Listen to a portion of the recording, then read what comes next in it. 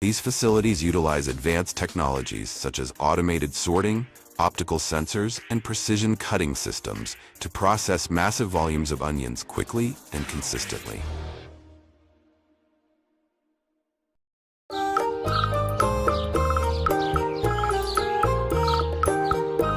Before we talk about harvesting, let's appreciate the hard work that goes into growing garlic.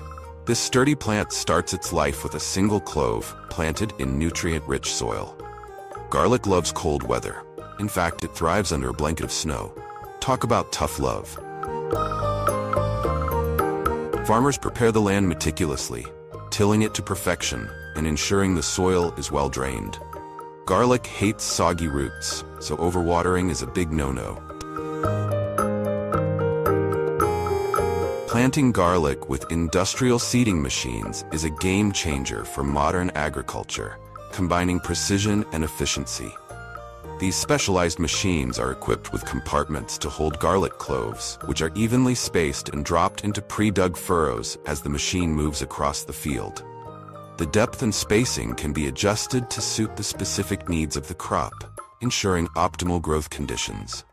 As the cloves are planted, the machine simultaneously covers them with soil, eliminating the need for manual labor. Additionally, the uniformity achieved by these machines ensures that each clove has sufficient space and nutrients to develop into a healthy bulb.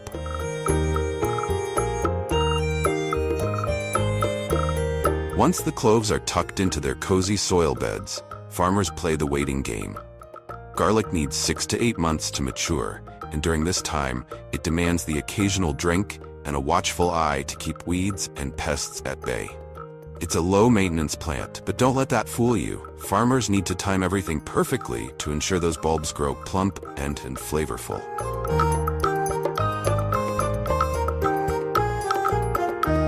Harvesting garlic is no walk in the park. It's a race against time to pick the bulbs at just the right moment. Harvest too early, and you get puny cloves.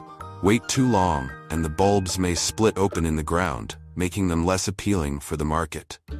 Industrial garlic harvesting has revolutionized the way this essential crop is collected, blending efficiency with innovation. Lightweight garlic harvesting machines serve as the first step in this transformation. These compact devices dig into the soil and lift the bulbs to the surface, leaving them neatly exposed on the ground. Once the garlic is uprooted, farmers manually gather the bulbs, a process that, while requiring human effort, is significantly faster and less labor-intensive than traditional hand harvesting.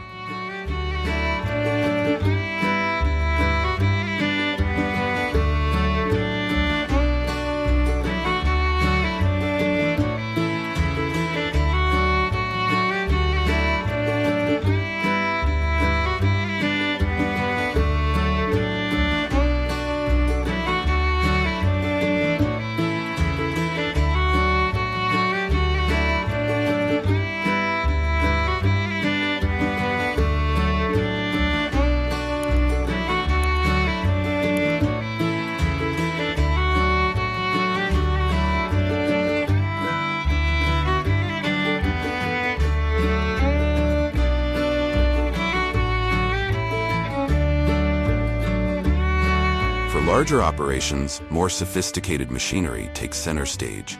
These advanced garlic harvesters are equipped with conveyor belts that not only dig and lift the bulbs, but also transport them directly into collection bins or truck beds. This seamless process eliminates the need for manual gathering altogether, reducing labor costs and drastically increasing efficiency. With these machines, it is possible to harvest thousands of tons of garlic in just a few days, a feat that would take weeks using conventional methods. This streamlined approach ensures that garlic moves quickly from the fields to the market, preserving its freshness and quality. The use of industrial machinery in garlic harvesting not only saves time and effort, but also marks a significant leap forward in modern agriculture, making the process more sustainable and economically viable for farmers.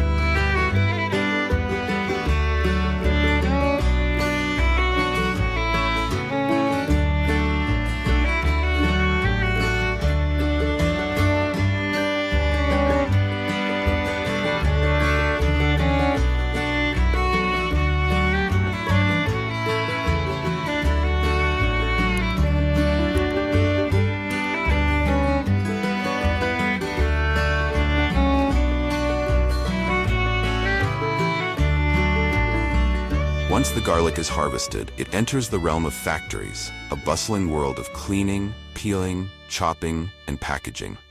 Here's how it all goes down. The first step involves farmers inspecting the bulbs, peeling away the outer layers still clinging to dirt and dust. This is followed by a sorting process, where garlic is graded and packed into boxes.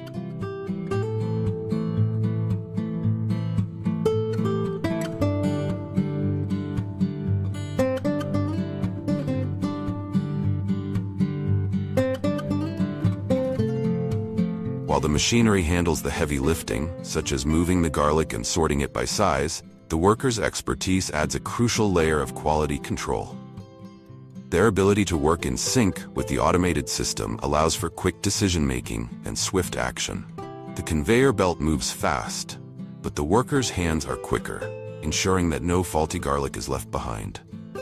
This harmonious collaboration between human dexterity and machine efficiency is what makes garlic sorting so effective and ensures that only the highest quality cloves reach the next stage of processing. Some of this garlic is ready for direct distribution, while a larger portion undergoes further processing to ensure premium quality.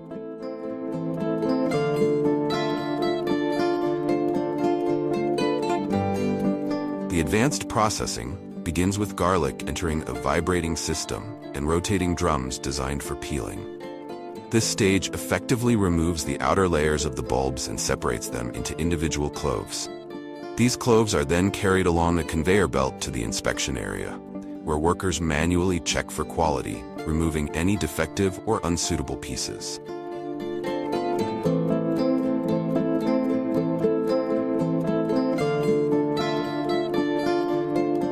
Next, the cloves move through a series of high-powered air jets and vibrating machines to eliminate any remaining skin completely. As the cloves move along the conveyor belt, the air jets blast them with controlled bursts of air, dislodging stubborn bits of skin that cling to the surface. Simultaneously, the vibrating machines create a gentle yet effective shaking motion, ensuring the cloves are evenly exposed to the airflow and further loosening any residual layers. This dual-action system not only guarantees a thorough peeling process, but also prevents damage to the delicate cloves, maintaining their integrity and quality. The equipment is designed to handle large volumes of garlic efficiently, making it ideal for high-capacity production lines. By automating this traditionally labor-intensive step, the system significantly speeds up the processing time, reduces manual effort, and ensures uniform results. The peeled cloves are left spotless and ready for the next stage of cleaning or packaging, meeting the highest standards of quality control and hygiene. After this, the garlic passes through a water spraying system that gives it a final, thorough cleaning. Once the cloves are spotless, they are collected and directed into automated packaging lines, ensuring they are neatly packed and ready for distribution.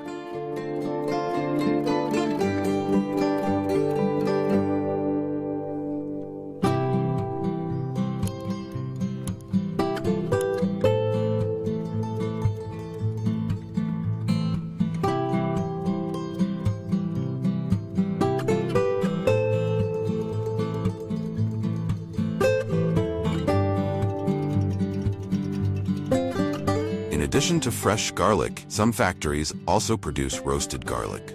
After being thoroughly cleaned, the cloves travel along a conveyor belt into heating and roasting systems. Once roasted, the garlic passes through a vibrating machine designed to remove any remaining dust, ensuring the product is hygienic and ready for immediate use. The roasted garlic boasts a unique, rich aroma that enhances its appeal, making it a flavorful addition to various dishes. This careful and efficient process not only ensures that the garlic meets the highest standards of cleanliness and quality, but also prepares it for various markets. Whether heading to grocery shelves or factories for further use, every clove is handled with precision, making its way from farm to table with remarkable efficiency.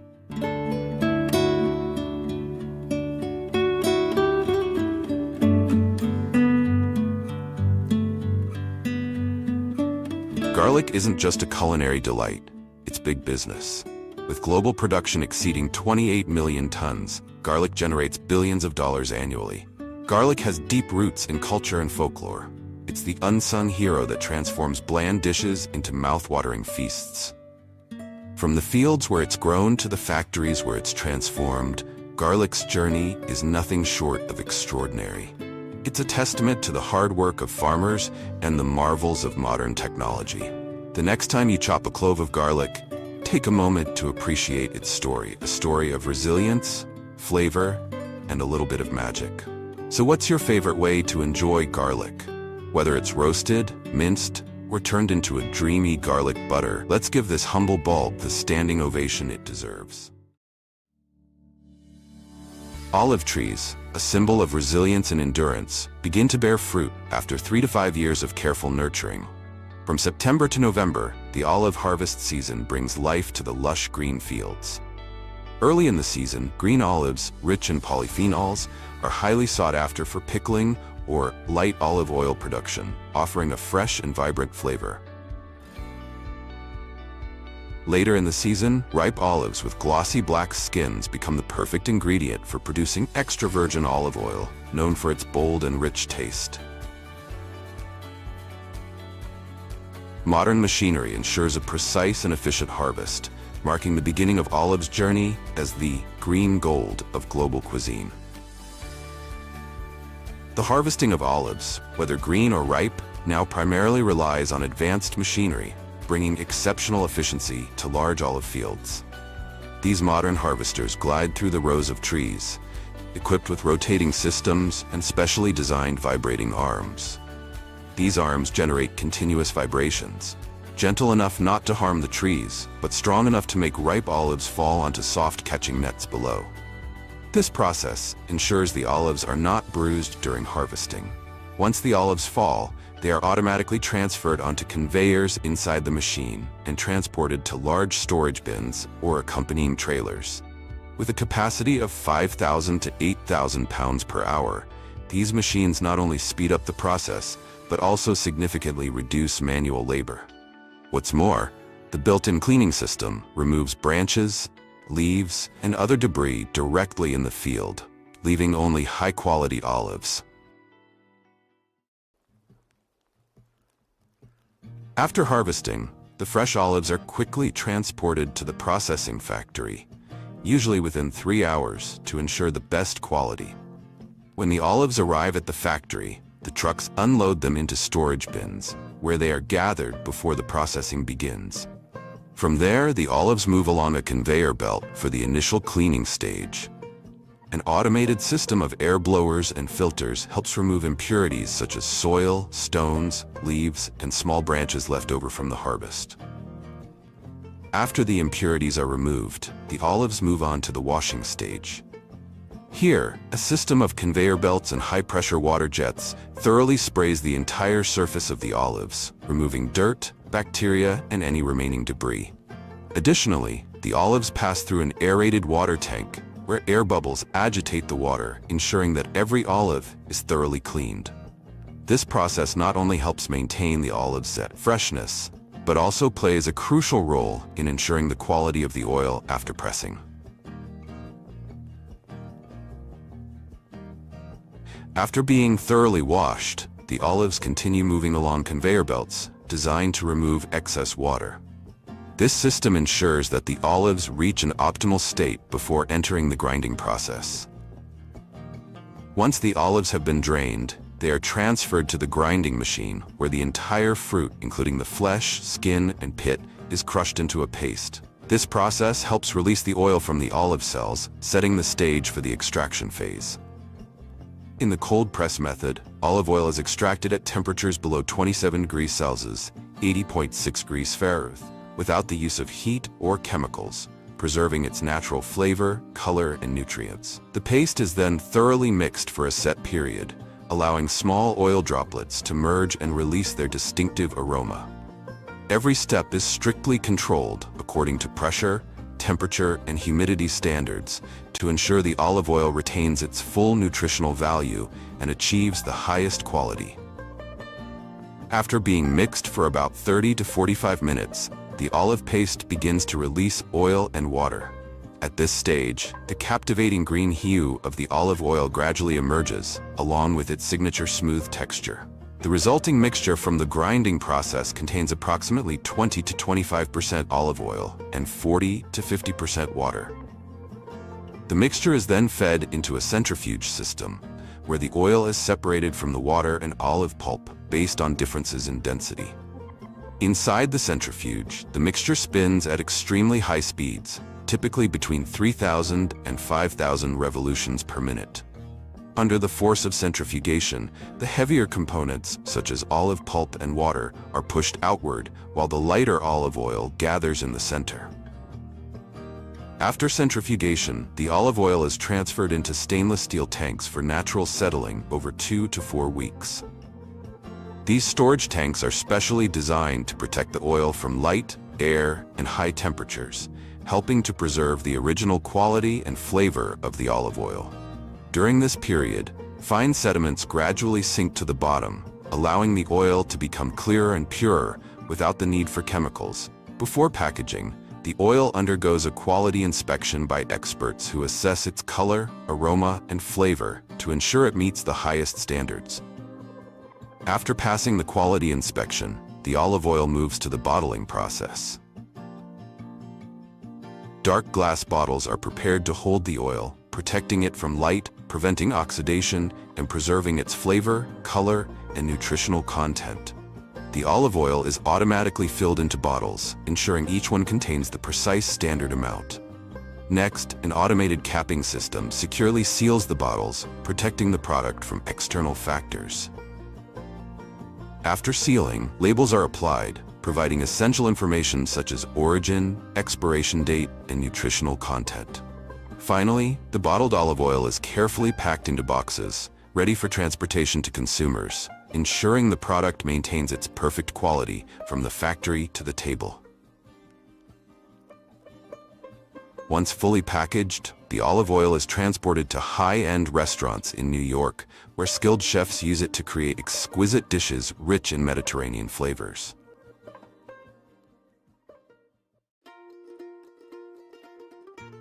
In addition to oil extraction, many olive varieties in the U.S. are grown for pickling to meet diverse culinary needs. Popular varieties like manzanilla have firm flesh, low oil content, and a naturally slightly bitter taste, making them ideal for pickling. Olives intended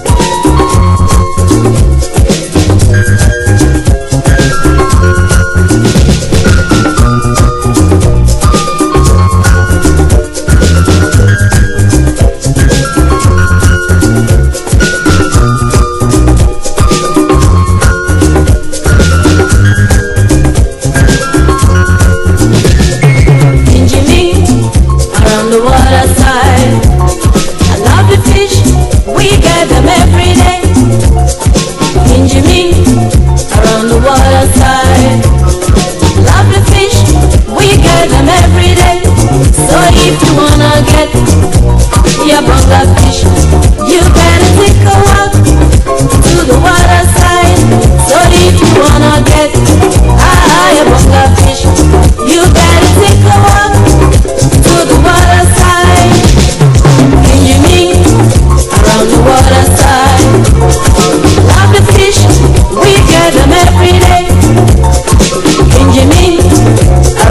water side. Love the fish, we get them every day. So if you wanna get a bunga fish, you better take a walk to the water side. So if you wanna get a bunga fish, you better take a walk to the water side.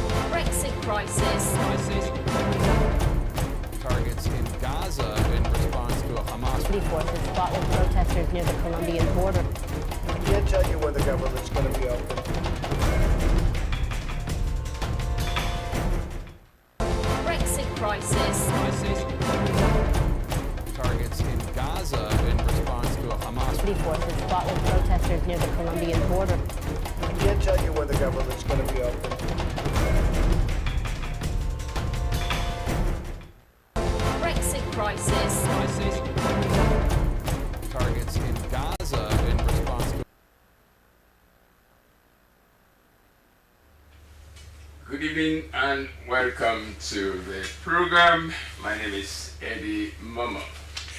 Well, I'm joined tonight by the chairman of the Union of Veteran Journalists, Mr. Samado Yunisase. He is a former director of communication at State House. Also with me tonight on the program, I have the sports and political commentator, Mohammed Barry. Gentleman in the white in the middle. Last but not the least, lecturer from the Mass Communication Department at Frobe College, Sheikh Pukta Kamara. Gentlemen, welcome to the program. Good to see you. Always a pleasure.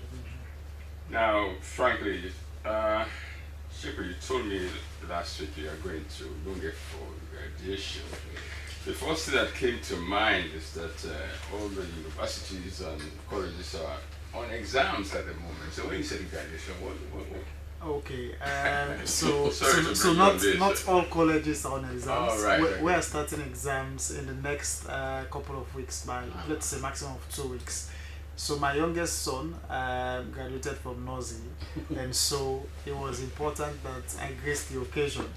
You know, when we were going to school, you only hear about graduation when you get to college. That's the point I wanted to make. So I can understand where you're coming from. This has to do with the Nozi graduation. Honestly. So I needed to be there. I know. Yeah. I mean, he would be happy to see you there. But gentlemen, when you talk about graduation, you listen, you and I, Mohammed, you know, when we were coming up in this country, when we talk about graduation, we talk about university graduation, college graduations, isn't it? But today, Nursery, like Sheikh was saying, that these infants, what is the whole idea behind this? Mister, you worked at State House. What's the whole idea? Was it during Mr. Tijankaban's time they started this whole thing? Well, I can't put my hand on it when it started. You know, but this type of is creating a lot of problems. Now, most parents can ill afford all those type of savings. They're very expensive. And not to talk for the fact that everything has gone up.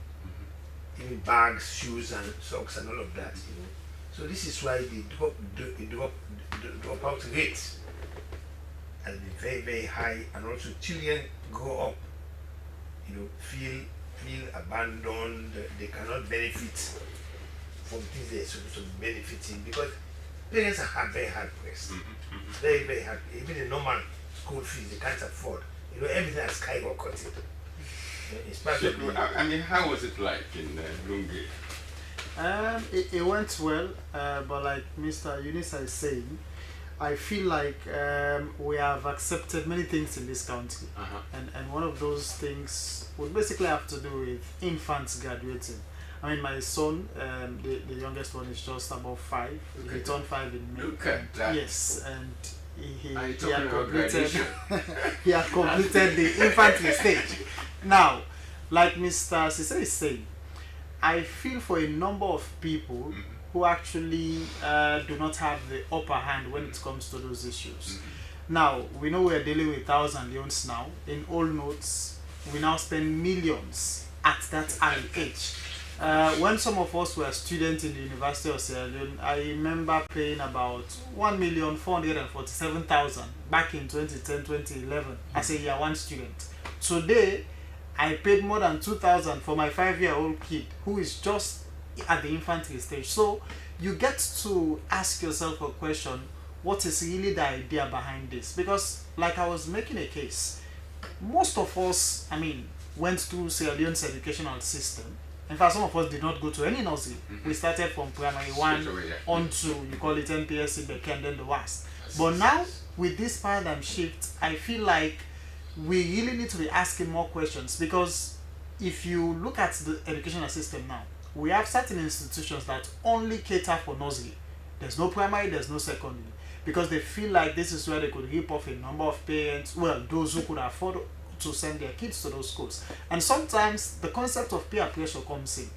Most of us attended government schools, but today, when you have 1 or 2 kids in the area attending, say, a private school or a nursery school or whatever that is not part of the government system, other parents may be compelled to also send their kids to those schools. So all of those things. So I feel like we may need a policy around some of these things, but then you begin to ask whether we're actually getting there, or when are we getting there? Are we getting there anytime soon? But I feel like it's concerning, obviously. I think we have 2 ministries of education here, don't we? I think it is the fault of the Ministry of Education, both of them. I don't think they are paying attention to any of this thing happening in private school. In fact, the first mistake, they see the over proliferation of private schools. That is what created this gradation issue. When we were going to primary school, there were no private schools. Okay, we are not saying private schools are bad, but the private schools came with their own culture of money making. It is all about money making. That is why even when government says, oh, we are going to improve the standard of education, it becomes impossible or difficult. Because for the private schools, if you fail the NPSC, as long as you pay the charges, you are promoted. You fail Beke, you go to them, you pay the charges, you are accepted in the new class. So at the end of the day, it is there that started this gradation of infants. Nursery schools. A kid at 3, 4 is graduated into what? They go to nursery 1, nursery 2. So at the end of the day, government should step in to start to look at some of these things, because it is becoming too expensive. So, now the gowns, those the attires, the things they wear. You pay for it. You pay for it, and they take and it back. collect it again for you. Collect it from the kids. Yes, You rent. You rent it. Yes. You pay for renting. At a very high rate. I paid almost 500 million for rent. After 1 hour, they take it again. and the following year again. Somebody will use it again. All right, okay, gentlemen. It can be the basis for instability at some later stage, because a lot of parents cannot afford it, and many children miss out. Yes, very. They miss out completely. Putka was talking that he paid 1,500 when he went to college. As a young student, When we entered private college, I think tuition was 100 leons if you stay in 1984. So residence was below 700, was below 1,000, 700 something. All right, then You see the difference? a lot has changed. I don't want to go back to those days. those are glorious days. Yeah, younger boys. Nowadays, there are so many scholarships. All right. Yeah, no. We don't need to And pay. we also made scholarship, and we had that in house. We had an old Solomon Coker by All right, and let's we had milk cards. They gave us milk cards. All right. Official dinner. Let's look at international issues tonight. Okay.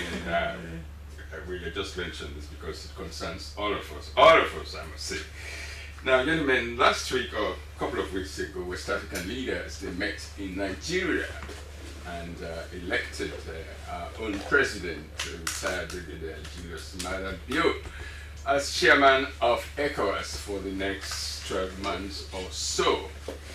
Now, his predecessor was the Nigerian president, Mr. Tinubu, Ahmed Bola Tinubu. Now, Tinubu's chairmanship of ECOWAS was, to say the least, a disaster, because it was during his time in office as chairman of ECOWAS, a lot of things happened within West Africa. We had a number of military takeovers, and the level of political unrest has spread right across the region. Not to talk about the defection or the leaving of ECOWAS, of the organization, of 3 of its founding members, Mali, Niger, and Burkina Faso. They left during Mr. Tinubu's period in office. Now, will Mr. Bio's, President Bio's chairmanship of ECOWAS make any difference? Gentlemen, that's one of the questions we want to address tonight. Well, tonight we assess his chances and the challenges facing ECOWAS, and where does ECOWAS go from here? Because almost 50 years, am I right? 50 years. 50 years. 50 years of ECOWAS. I mean, still lagging behind other regional organizations. When you talk about SADC, East Africa, EAC, East African Development Organization, all these ones in Africa, ECOWAS is still lagging behind. They haven't developed over the last 50 years. So gentlemen, those are the issues we want to talk about tonight. Well, also tonight we take you to The Hague, where we saw leaders of NATO have recently agreed to increase their defense contributions from 3% to 5% of their country's GDP. This was good news for Mr. Trump, the President of the United States, because he has been going on and on and on talking about contributions. In fact, when he was first President of the US, he threatened to take the US out of NATO if European countries did not increase their contributions, defense contributions to NATO. Well, this is good news for him because the countries have now ultimately increased their defense contribution to 5%. Now, gentlemen, so what does this latest decision by NATO mean for Mr. Putin and the Russians? Because the Russians have been very concerned about the expansion, the ambitious expansion of NATO, not to talk about part of the reason for the Ukraine war, because NATO has tried to expand eastwards towards the Russian border. So what will this contribution mean? It means that NATO is going to increase their defense spending, and not only defense spending, they are going to, their military build-up is going to expand. So this would be a serious threat for the Russians. So gentlemen, we will look at that as well. Now, before all that, Eunice, I would like to look at all the news that have made international headlines during the week. Mohammed, let me start with you. Well, other news, I think if I could reflect, I want to make comment on the death of a footballer. I was at one point in time a football commentator and analyst on TV and radio. The death of this gentleman for Liverpool called Diogo Jota. He's 28. He died in a car crash in Spain. He died alongside his brother, and their Lamborghini were trying to overtake a vehicle. The tire got fired and the vehicle somersaulted, and they died. So I think that is one of the saddest news in the football world this week. And the young man, very promising. How old was he? 28. 28, okay. He just got married June 2nd. But he had been living with the wife. He had 3 kids. 3 boys, and just some few weeks, 2 weeks or 3 weeks after their marriage, the wife lost the husband and the kids lost a father. Liverpool is still in mourning, and there have been condolences coming from far and wide. The football world is yes. Nearly every other player, every other footballer has been making comment. So on behalf of all of us, I want to extend our own condolences to the family, because I watched him play. He was a very brilliant player, very skillful player. I disliked him when he scored 2 goals against my team at a point in time, Liverpool and Arsenal. So, but for now, it is a sad story, and the world of football will miss him. We pray that his soul rests in peace. Amen. Elisa, anything you'd like to add? Anything you'd like to comment on? Well, just on this footballer, it's pathetic. And then you see the utmost of sympathy, like the football fatality everywhere. I think it was much loved. Pretty young, 28. Precisely. Everywhere, in every other country. a lot of sad commentaries about that. You know, you know, but you know, it's a difficult lady. You have to show sympathy for the lady. Yeah. Only 2 Just got weeks. married. I don't know. Most of these big footballers are millionaires in foreign currency. So he must have lost. It's valued at 40 million Precisely. pounds. So he must have. 40 million pounds. Imagine. I hope he had some investments and all He of would that. have, surely. Because Sekou, anything you'd like to talk about? I think it's a great loss because Diego is one of the most promising footballers we were going to talk about, especially now that Cristiano Ronaldo and Lionel Messi are slowly fading away, and that is if they are not faded. Now, when you look at what really happened, it is a bit traumatic, especially for the family. You know, this is someone who was paid 170,000 euros weekly, and then to just lose him in a car crash in less than 30 minutes, it was a bit disastrous. But then this has to do with the power of overspeeding. Now, you had a lot of people who were making some sarcastical comments saying, had Liverpool gone for the Club World Cup, perhaps the accident would not have happened. But with destiny, we don't fight destiny. It's a sad news. I am just glad that Liverpool had shown some great sense of commitment in keeping the family intact, because news just broke out this evening saying from now to 2027 they would continue to pay the 174 weekly. Sure they will. Yes, Sure they will. on to the time when the family will be able to actually stand on their own, stabilize. And you have a lot of football bodies globally donating, finances to the family, and that goes to tell you that this is a big loss and that it's a global loss. When you look at the Portugal national team, where of course he hails from, and the captain Cristiano Ronaldo, a lot of millions are already in. But then the shocking demise of someone who actually had football as a passion is something really worth commenting on.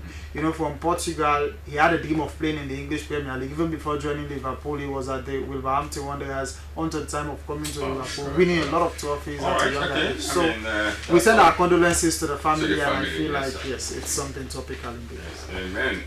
Amen. So, gentlemen, I'd like to talk about, if you saw social media during the week, it was full of Paul Kagame, the president of Rwanda. There's a controversy about whether he's dead or not. I don't know what is the right thing. Mohammed, do you have any idea on that? It's all over in social media that Mr. Paul Kagame, the president of Rwanda, is dead. That man is not a small man. There's no statement, there's no official statement. He is from not the a government small itself. man in the politics of Africa. If that man is dead, the BBC will be the first to announce it. For social media today, they kill people the way they like it. I remember one Nigerian actor, to Ume, somebody just created a story that he's dead, prepared his coffin, sold his coffin, while they are taking the coffin to burial. The man said, "Boy, I'm still alive. I'm going to sue you for that." So I don't know. It's not everything we see on social media. So it's coming. It is possible. So maybe he's not feeling too well, but I've not heard his death officially from any circle yet. Neither from the government. Neither from the government. All right. Okay. But also, I'd like to talk about the IAEA, the International Atomic Energy Agency. They've been having problems with the Iranians. Whether they're independent or not, that's another question which many people are asking, because they have been assessing the Iranian nuclear program. Now, whether in fact there's talk that they've been leaking, they leak all the information they get from the Iranians, location and all that, to the West, to the Americans. So this week, they tried to go back to Iran, but the Iranians refuse. They refuse them access. They said, no, we can't have you this time again, because we suspect that you've been leaking secrets to the Americans when you come to inspect our nuclear program. Sheikh, you have you must have known about that. The International Atomic Energy Agency, the man Rafael Grossi, he's been he wanted the Iranians have stopped him from going to their country simply because he's an agent of the US and Americans, but we don't know much about it. Anyway, that's That's neither here nor there. Okay, gentlemen, let's look at ECOWAS. Let's come back home. West Africa. You want to say something? Yeah, I want to comment. Yes, please. It is the Iranians that made that accusation that the IAEA is not clean. The IAEA is comprised of 34 members, 17 of which are Europeans and Americans. And the way they targeted scientists and military personnel in Iran created suspicion that they were not independent, that they were in cahoot with the Israelis and Americans in relation of sharing information. And this morning, the last group of IAEA people had been sent out of Iran. They left Iran by road. The Iranians say they have nothing to do with them again. The parliament has taken a resolution that they are going to withdraw from the NPT, and the president has approved that resolution. So they say they are not going to have to do anything with the IAEA again. Because as far as they are concerned, the IAEA is working for Israel and the United States. All right. Just a brief comment. The reaction of Iran is understandable. You see, because it's open secret now. America supporting Israel, to the extent that. But why did it take so long for them to realize it? Will now be combined to precise stealth actions. So it's only IAEA which we may have that problem. But the problem we have, America, World Bank, IMF, they're under the thumb of the Americans. So it is not impossible. It's not outlandish accusation with the Iranians are making. All of the big organizations are it is my own question, but why did it take so long if they knew that this was going to happen? Why did they tolerated IAEA for so long? They were under pressure from the international community. West, let's say, the international community, in parentheses, the West, that Iran should not have nuclear weapons. Right. I don't know why they think Iran should not have nuclear weapons, why it is known that Israel has nuclear weapons. Yeah, but the inspectors so the inspectors were there to help verify whether Iran is building centrifuges for a nuclear bomb. Or whether Iran has upgraded its centrifuge to over 60%, that could lead to 90% of the bomb. Iran accepted all that because Iran was in a position where it has not manifested its strength in terms of military capacity. But the 12 days war in which the Americans took part, after the end of that, Iran realized, these guys, they cannot bully us, we can fight back. Now they see no reason of fearing American military might or Israel military might, because before that, Israel was seen as an invincible state. Nobody was able to do anything to Israel since 1948. The Iron Dome, the Black Arrow, the Sling, all of these fearful things. But with the 12 days war, the way Iran fought the war in terms of its missile attack on Israel, for the first time Israel was at the receiving end of what it means to drop bombs on people. All right. So a lot of destruction happened. So Iran is now standing tall, and with an implicit support from the Chinese, the Russians, so you say, okay, you can go, we'll look for another way out. Right, good. Thanks very much, Mohammed. Let's look at the major issues we want to talk about tonight. Let's start with, we want to start the program with the unrest in Togo, gentlemen. There's a lot of unrest along the West African region. Togo is no exception. The president, I understand, is on the run. He's in hiding tonight as I speak. I have this report from Al Jazeera. Gentlemen, let's first listen to this report. Let's see what's going on in Togo.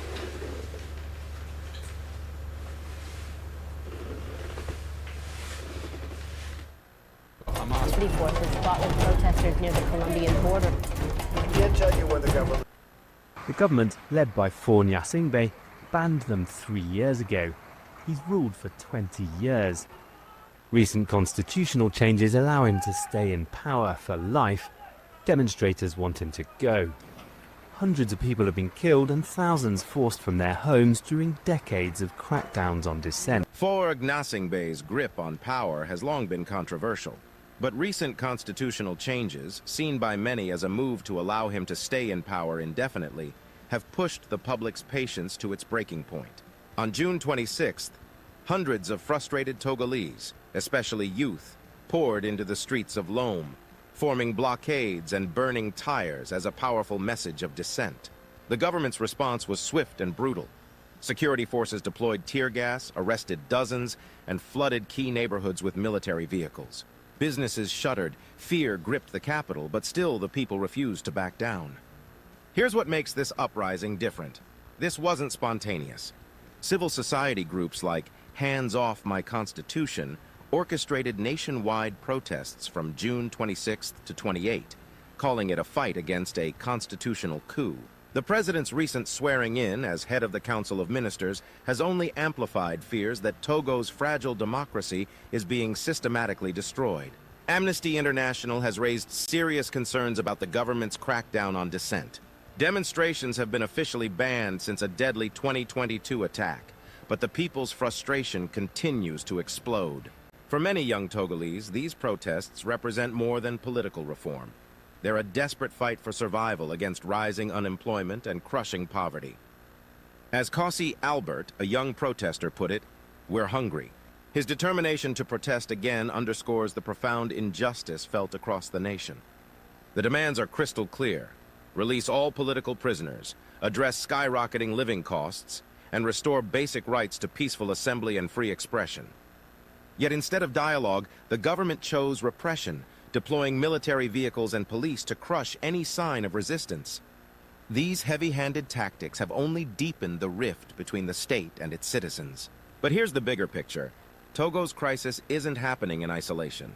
The entire West African region has been rocked by coups and democratic backsliding in recent years. BBC Africa reports widespread fear that the situation in Togo could spiral further, with lasting consequences for regional stability and hopes for accountable governance. Despite these challenges, the resilience of the Togolese people remains remarkable. Their willingness to confront intimidation and demand a voice in their future proves the enduring power of civic action. As the world watches, the critical question remains: will President Faure Gnassingbé heed the people's call for change, or will he continue down this path of repression? The bottom line, Togo's protests highlight a familiar story across the continent. Citizens risking everything for basic rights so many take for granted. The government's harsh response only proves how high the stakes have become in this struggle for democracy and dignity. Stay tuned as we continue following developments in Togo and across Africa. If you believe in the right to freedom and justice, add your voice, wherever you... Gentlemen, that's the situation in Togo tonight, where we understand the president is on the run for Gnassingbé is on the run. That's reported by African Reset. They got that from Al Jazeera. Sheko, that's Togo for you tonight. You have the president on the run. Is that unusual? It is largely unusual, but perhaps we can use an oxymoron to say it is not strange. When you have absolute power to an extent, people begin to see it as a dynasty that is not changeable. Sometimes it brings a lot of questions. And if you see a president running, it tells you that there's instability and that things could actually go out of hands. And with the way things are in Togo now, his right to life is actually in danger, because I am not sure he would have the confidence to face the people now. This is a matter of getting trial outside the courts. That is how I wish to describe the situation. But then, on a more serious note, I feel like the people of Togo should also not try to take the law into their own hands, because we all see the implications of autocracies the world over. But especially so when people feel like they've been marginalized for a longer time, or when the state is not able to provide basic amenities for people. I mean, no matter how you look at it, a lot of challenges exist insofar as the African continent is concerned. Leadership and the people, almost everywhere, issues would continue to exist. But then, when you have a situation where the people are no longer comfortable with the status quo, I feel like we have to try legal means instead of trying to use mechanisms that may not be globally acceptable. Globally acceptable in this sense, the president of Togo remains the president, although he is on the run. But because of the unstable situation, you cannot solve a problem with a problem. So my thinking is there has to be a way we allow the court systems. But again, that would be an argument for another day. Who wants the court systems? They will tell you the heads of government or governments in and out control everything. So if that is the case, I feel like the international community may come in. Now we have ECOWAS. Perhaps we could have a situation where in the African continent we get resolved discussions around the table, because I would always say you cannot solve a problem for a problem, and so that would be my submission insofar as the table case is concerned. Mohammed, we have one family controlling the country for nearly 50 years. The father was 20 years. I know Putuka is an academic, so definitely. Was the father? You see, history has come full circle. History has come full circle. When his father ran after Chris Olympio, the first president, he was overthrown. Yes, the man ran, I think, to the French embassy. They followed him there and they killed him. So if he's running today, I want him to go and borrow the spikes of Carl Lewis so that he does not stop running. Because when people rise up, 1789 the French, when they rise, you don't talk about law in the revolution. You don't talk about authority in the revolution again. When people are angry and they rise up until they achieve what they want, believe me, not even the judges don't have the courage to come out and say we are going to talk something. Not even the police. Everybody runs. Then this 79 revolution in Iran, the same thing. When you have multitude of people coming out, it tells you they have been fed up with the system. How can you have one family for over 60 years, the same people, and they will win elections after elections, elections after elections, and ECOWAS, AU, UN, nobody says nothing, simply because there is one foreign power that is sympathetic to that government, protecting it. And it came at a point, look at what he did recently. About the French now. Yes, look at what he did recently that provoked this crisis. The man had been president for nearly, almost, I would say 20 years. 20 years. He changed the constitution. He created the National Assembly. Yes, National Assembly. Created the presidency and placed there an old 82-year-old man whose only job is to be chewing I don't know what you say. And he made himself president of the National Assembly, where he controls all the powers. And the saddest part is it has no term limit. So which means as president of the National Assembly, he will govern that country till the day he dies. How can you be that? Are you the only person? Are you the only person? So at the end of the day, this is the same thing you're talking about organizations. These organizations, when these things are brewing up, they don't take action. They sit down, they say it's an internal matter. It's an internal matter.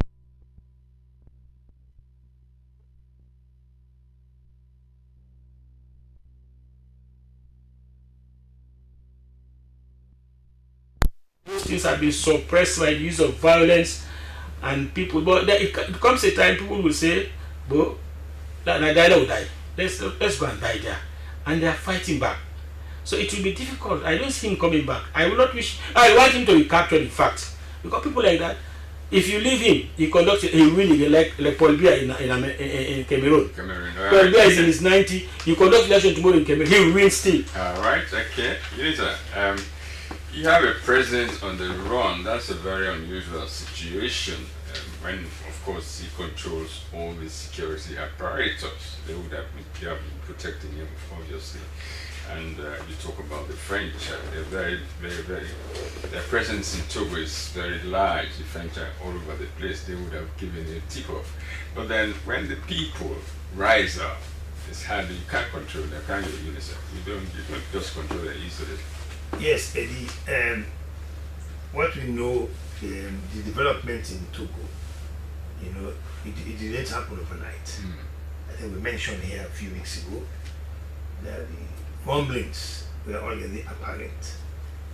And usually what we know in Africa is that the reaction that leaders take is to deploy the armed forces.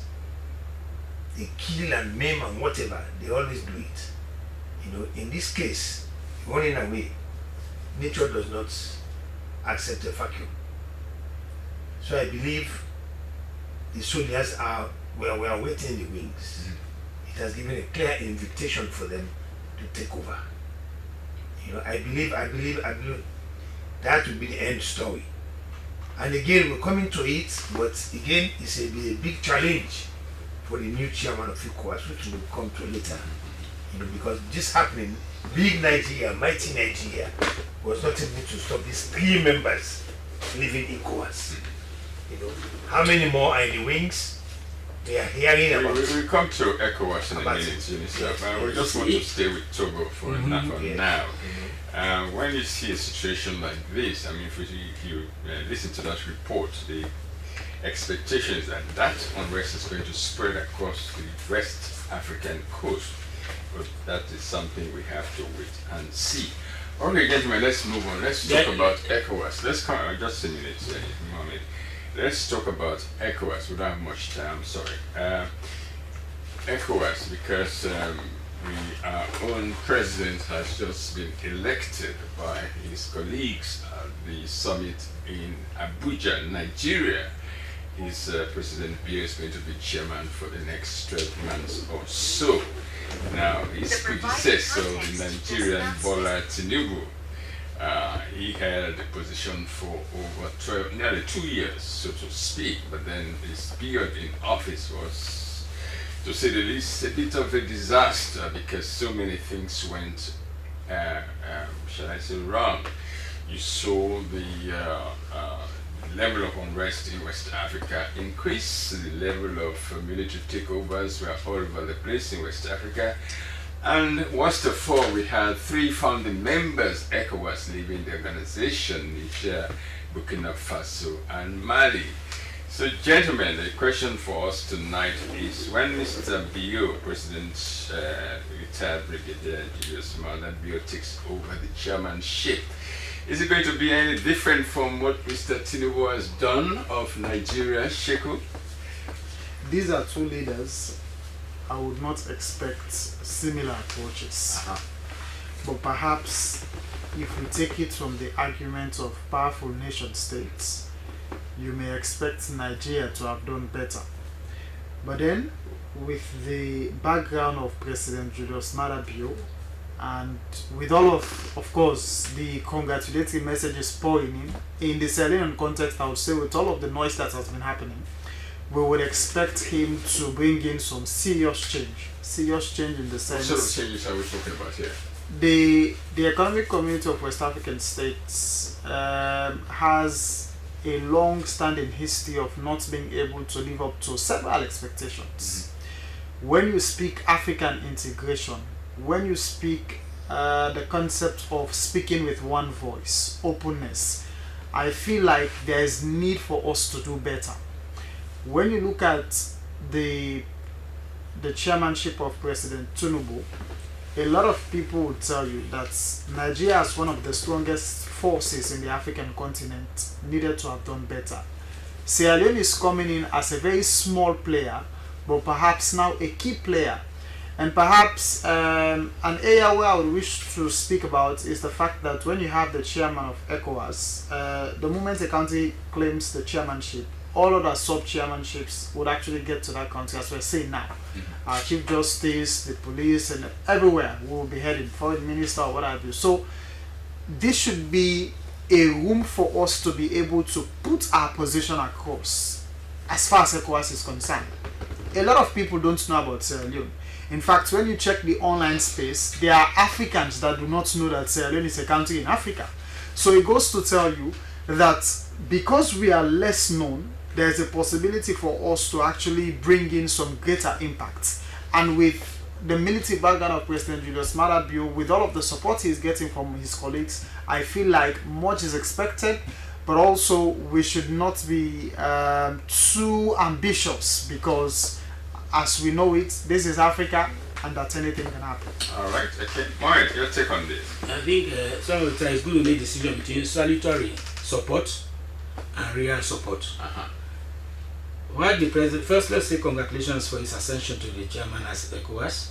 What he's getting is salutary support. Congratulations, you are ahead. But leading ECOWAS is a giant and Herculean problem. Tinubu failed not because he wanted to fail, but because he did not have the clout to control the other states. Now, where do you think the United States does what it does all around the world? It has the military clout, it has the financial clout. then it controls most of the international organizations and institutions. So if you disobey sanctions, when it fails, it will bomb you or it will cut off aid. Or tell the island to block. But ECOWAS since 1975 has not been able to create its own financial base. It cannot boast of its own standing army. Where even it has a standing army, it relies on the United States or Europe to fund the activities of this army, like ECOMOG and others. Okay, the biggest contributor to ECOWAS activities is Nigeria most of the time outside the United States and European Union. Okay, so at the end of the day, when an organization that is the kind of organization we have at ECOWAS. And now, for Sierra Leone, a small country, first we don't have the military clout, we don't have financial clout. All we have is persuasive skill to persuade these guys, talk to them. We cannot enforce anything. We cannot bully them to say, okay, if you don't do this, the United States will do it. So at the end of the day, he has got a job that has given him some recognition, but how he implements those mandates, what he wants to do, will be very, very challenging. Right. Where Tinubu did not succeed, for him to succeed, it will take. Now his first challenge will be Togo. How does he go about resolving the issue in Togo? While the people of Togo are fed up with the democratic dynasty that had been there from 1963, they want change. So that is his first challenge. How is he going to navigate that and provide solution or provide solution to that kind of situation? You're talking about President Bio now. Yes, that is his first challenge. Will the Togolese listen? Or what is the position of Nigeria? Because all of them, the 15 members, they all have different opinion, different posture on international issues. They have different foreign policies. That is what has affected even the African Union. Because at the end of the day, we form these organizations, but we are not united in action. Our action is influenced by outside most of the time. And even where we agree on an action, we don't have the capacity to implement those actions. Take for instance when the coup happened in Niger. The Nigerian government under Tinubu wanted to go to war against Niger to reverse the coup. The Senate and Congress said, Jack, you are not serious. We have problems back home here we have not resolved. We want to start a war. And the people of Niger and the northern Nigerian people are almost the same people. They are all Hausas. They are so interrelated. So if you start a war, who are you going to fight? All right, okay. Unisa, we see that there's so many problems facing ECOWAS at the moment. We want to look at the more pressing problems. The talk around town, or if you look at social media, is to bring back the 3 founding members who left the organizations almost 2 years ago now, isn't it? 2 years ago. We're talking about Niger, Burkina Faso, and Mali. That is one of the one of the pressing issues facing the new chairman of ECOWAS now, and the whole business about the concept of democracy. They're talking about all the countries in West Africa should become democratic. I don't know how that is going to be possible, but the talk is about democracy.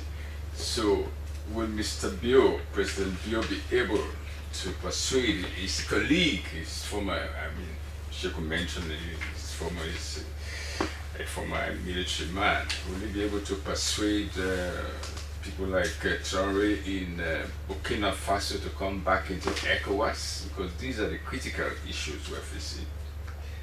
Well, Eddie, we all wish President Bio well,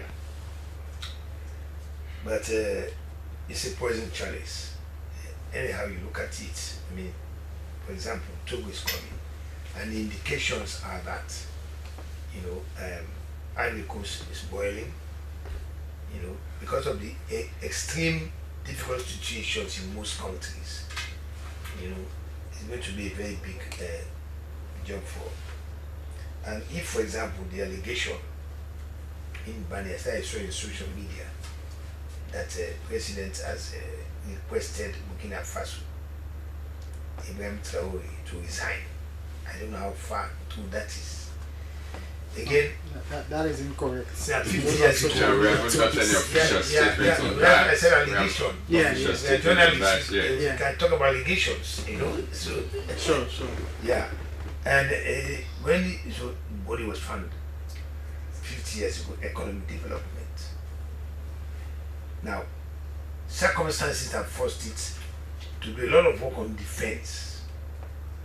Defense in terms of quietening Liberia, Sierra Leone. Now, there's a lot of talk in ECOWAS also about democracy. You know, when you have a democracy, you know, they are looking at the various occupiers themselves in the West African region. Where do you have those examples? But again, Eddie, what is disheartening is that the meeting taking place in the US now with African leaders, President Bill will have been in a very good position if indeed Trump and Let's stay with ECOWAS. No, Let's not go to US at the moment. ECOWAS. Let's stay with ECOWAS is a regional body. No, but let's stay with It was ECOWAS not at the moment. invited. Let's stay with ECOWAS. You know, I mean, we're talking and about test- the issues facing the region. Yes. For example, Mommy, just a second, please. The approach ECOWAS uses to resolve issues within the sub-region has not been successful. They don't use much diplomacy. I mean, there's very little in terms of persuasion, in terms of diplomatic persuasion. Look at the military takeovers.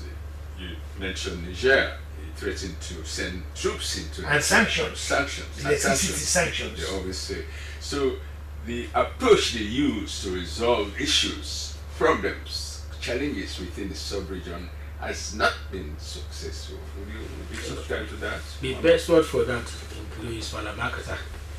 It's what? Falamakata. Makata, okay. Yes.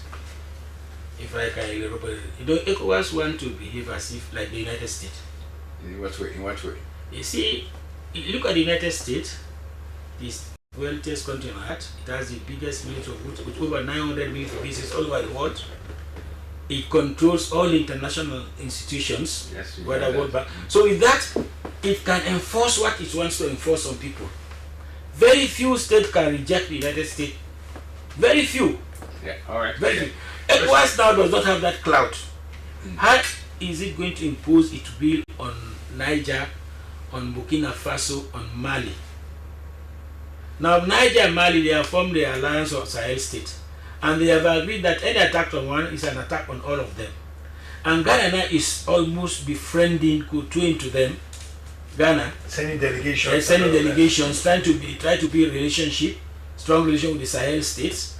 So at the end of the day, until we build an organization with the capacity, financially, militarily, that can impose its will on these smaller states, it is easy to bully Sierra Leone, Gambia, and other things. But when it comes to these are countries like sovereign Mali, nations. They're not going to impose. I mean, using the word impose. Yes. These are sovereign nations. They are independent nations. They're not just going to impose anything on when them. it comes Check let's leave it. What's the way forward here in terms of resolving this crisis? We may downplay the aspect of strategic dialogue, but I am not sure we should totally forget about it. When you have nation states that have decided to adopt certain mechanisms, you know, the other day we were talking about how people come in the disguise of civil democracy, and at the end of the day they end up being the serious, autocrats. So I feel like we should actually be in a position to be having these open conversations, especially nations that are involved. Sometimes even before having a third party coming into play, let us have a situation where all parties are able to come on board to discuss what is really right. Because if we go by the theoretical norm of saying power corrupts, but absolute power corrupts absolutely, I think it is something that has shown itself on a global scale. People come into power with the disguise of wanting to save democracy. Before you know it, they are the real autocrats. So conversations evolving around the key state actors, key players. I think that is something important, and we should not downplay it. My last word. My last word. On this topic, we still have time. Conflicts don't just happen overnight. They don't just happen overnight. Now, the greatest disappointment was more of this, especially ECOWAS, because the heads of state themselves have to advise themselves that they have to be serious about conflict prevention. Don't wait until the conflict, because they know a rough idea of what is happening in a minute. Look at Togo. 50 years, somebody in the head of state. Look at Cameroon. Fighting all over the place. Conflict prevention. There's a conflict going on. Start working. Don't wait until the soldiers take over. It will be too late. Okay, alright. Alright then, let's move on.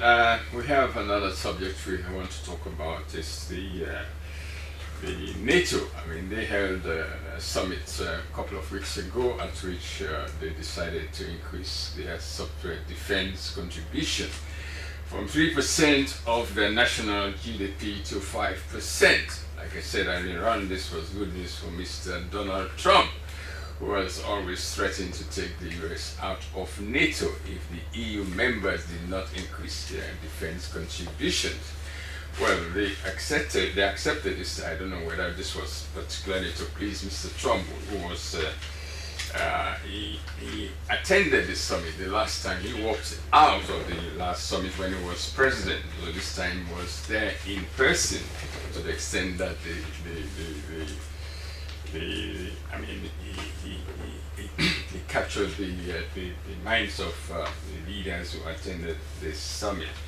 Now, gentlemen, the question tonight is that this increase in defense spending for NATO, how are the Russians going to take this? Because the Russians have always been very skeptical, very concerned and worried about the expansion of NATO eastwards, because in fact all these things, I mean the war taking place in Ukraine is part of NATO, because NATO wants to move into Ukraine and in fact accept Mr. Zelensky, Ukraine to become member of NATO. So, gentlemen, how are the Russians going to take this? I mean, they'll be very worried, even more so. Shiko. So, the Russians being worried is not news insofar as this discussion is concerned. But perhaps we have to look at the global forces. Okay. You have the US trying to play safe in all of this as we speak now. And when that happens, it begs the question where you are having all of the support that Ukraine is getting. Now, the NATO funding, I am not sure should be more of news because it is expected in the first instance. But let us look at the repercussions. I am not in favor of any war on a global scale, especially when I put on my, what I would call, journalism of attachment philosophy.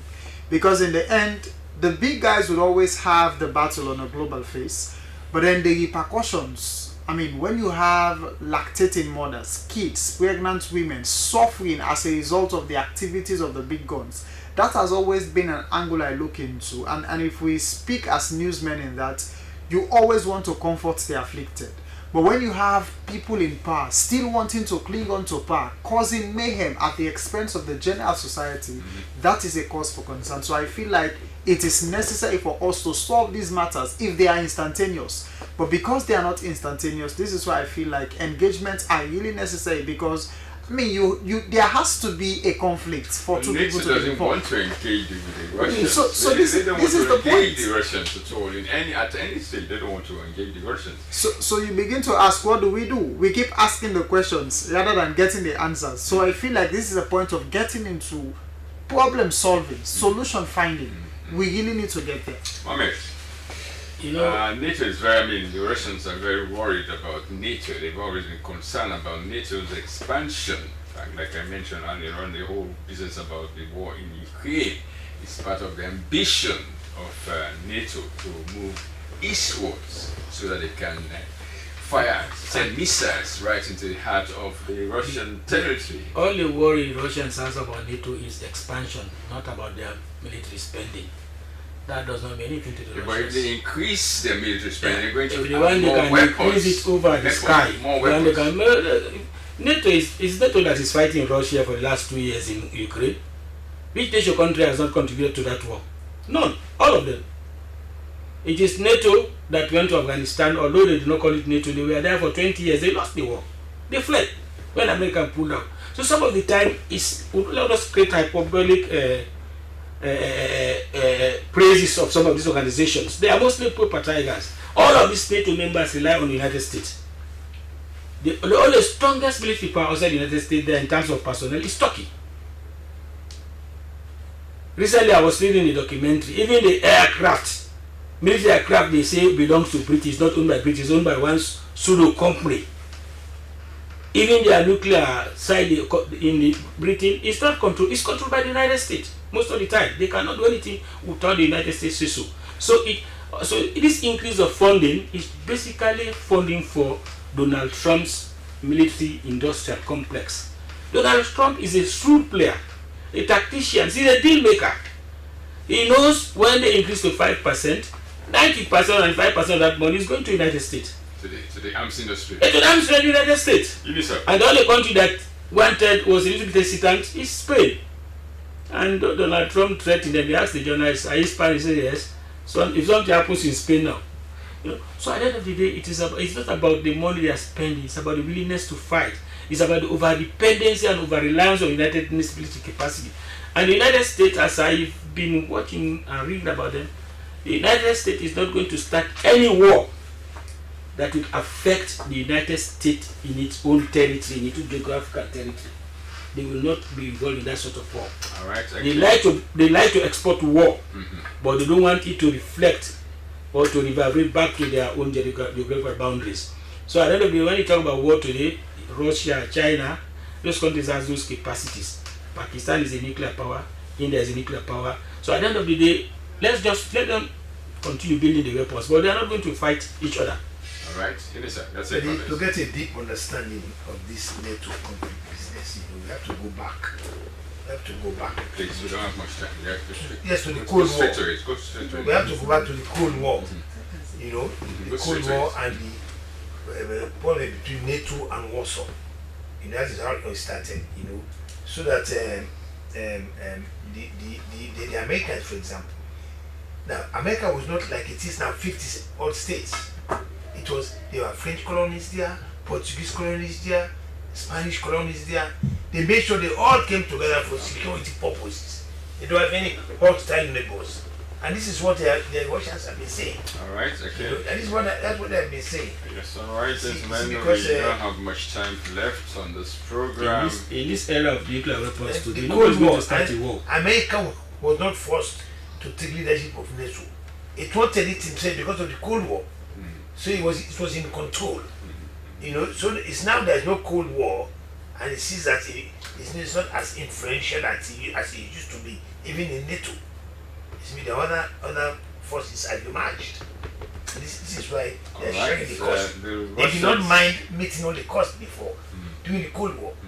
They never mentioned it. They did not mind. Well, now they're worried about the cost. Now they're worried about the cost now.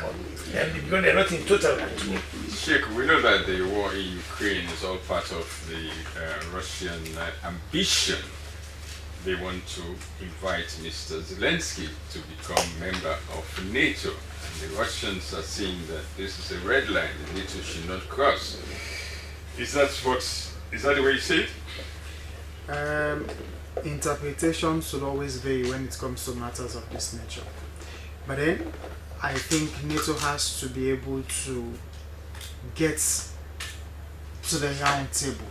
You don't want to be tyrannical and operational in the same instance. So, if there's no dialogue, I am not sure we're going to solve this anytime soon, because there has to be a way people sit around the table.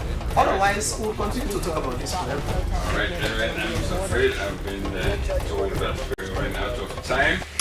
Well, thank you very much, Sheku Kamara from the Department of Mass Communication from the college, Mohamed Bari, political analyst, and of course the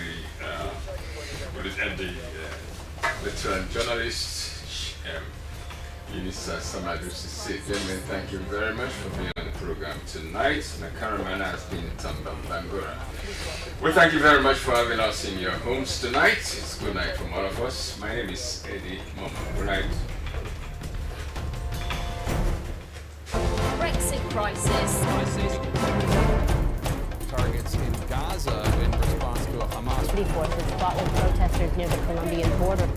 I can't tell you when the government's going to be open.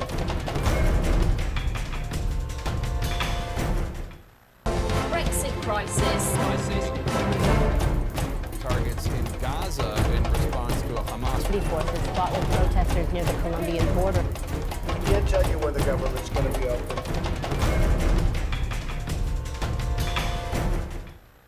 Brexit crisis.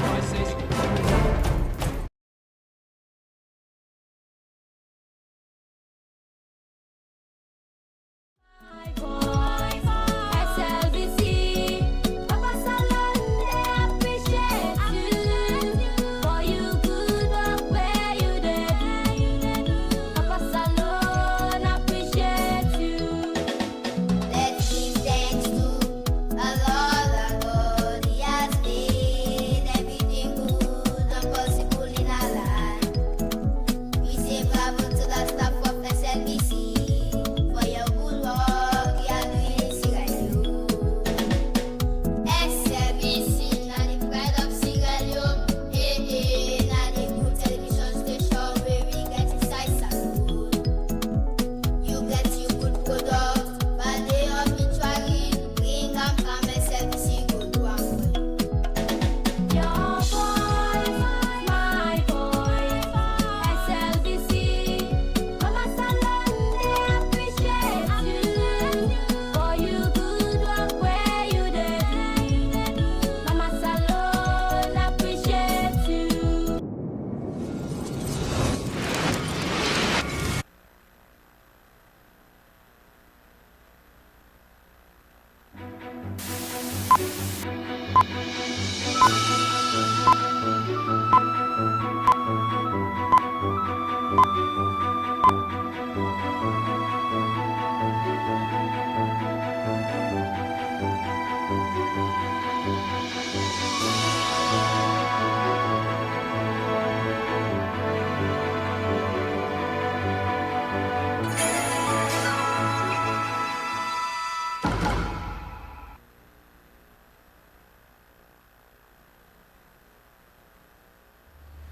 Good evening and welcome to Weekend News from the Sierra Leone Broadcasting Corporation in Freetown. Your top stories tonight. President Julius Maada Bio commissions Matujong Sengong Bridge in Bond District. UNICEF and NBSSC hold session to improve on inclusive education in Sierra Leone. And National Tourist Board calls on Sierra Leoneans to keep Lumley and Aberdeen beaches clean.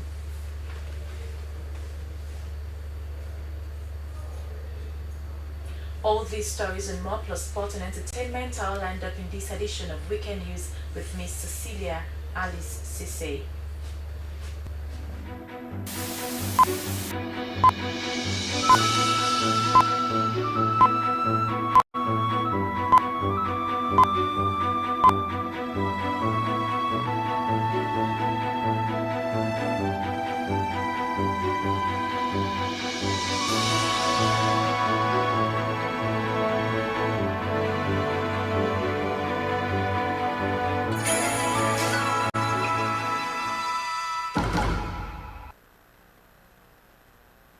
Parliament has approved the Child Rights Bill 2024 into law.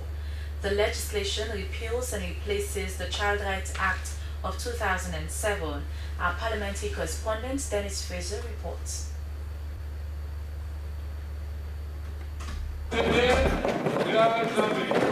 The bill seeks to repeal and replace the Child Rights Act 2007 to make provision for the promotion of the rights and responsibilities of children and the obligation of the states to provide for such rights as outlined in the United Nations Convention on the Rights of the Child and the African Charter on the Rights and Welfare of Children and to provide for other related matters.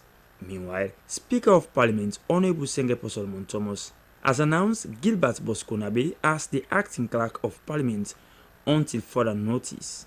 The announcement was made following a notice that the Clerk of Parliament, Honorable Omar Paran Tarawali, should proceed on leave. Our Speaker, Honorable Senghepo Solomon Thomas, extended a welcoming hand to members of the opposition APC who had boycotted sit-ins in protest of the conduct of the Clerk of Parliament. In a letter dated 1st June 2025, the Right Honourable Speaker Senghepo Solomon Thomas informed the opposition leader Honourable Abdul Kagbo that the President had directed the Clerk of Parliament to go on leave effective 20th June 2025. The Speaker also announced in the well that the new Member of Parliament, Honourable Abubakar Fofana of Kenema District, had been duly elected as Member of Parliament for Kenema District. It could be recalled that the former Member of Parliament representing Kenema District, Honourable Musa Peter Moigua, had passed on, and it was in conformity with constitutional provisions and Standing Order 1A of the Standing Orders of Parliament that the new Member of Parliament, Honourable Abubakar Fofana, was allowed to proceed with the oath as a Member of Parliament. That I will uphold and defend the Constitution of Sierra Leone. That I will uphold and defend the Constitution of Sierra Leone. And that I will faithfully and conscientiously discharge. And I will faithfully and conscientiously discharge the duties of a Member of Parliament. The duty of a Member of Parliament. So help me God. So help me God. SLBC, Dennis Fraser reporting. Now, the dumping of waste on Aberdeen and Lumley beaches and waters that empty themselves into the sea, the recent suit have raised the alarm among citizens. To preserve the natural beauty of these beaches, the National Tourist Board organized a cleaning exercise which attracted communities nearby and tourists. Abdul Mansay witnessed the cleaning and now reports.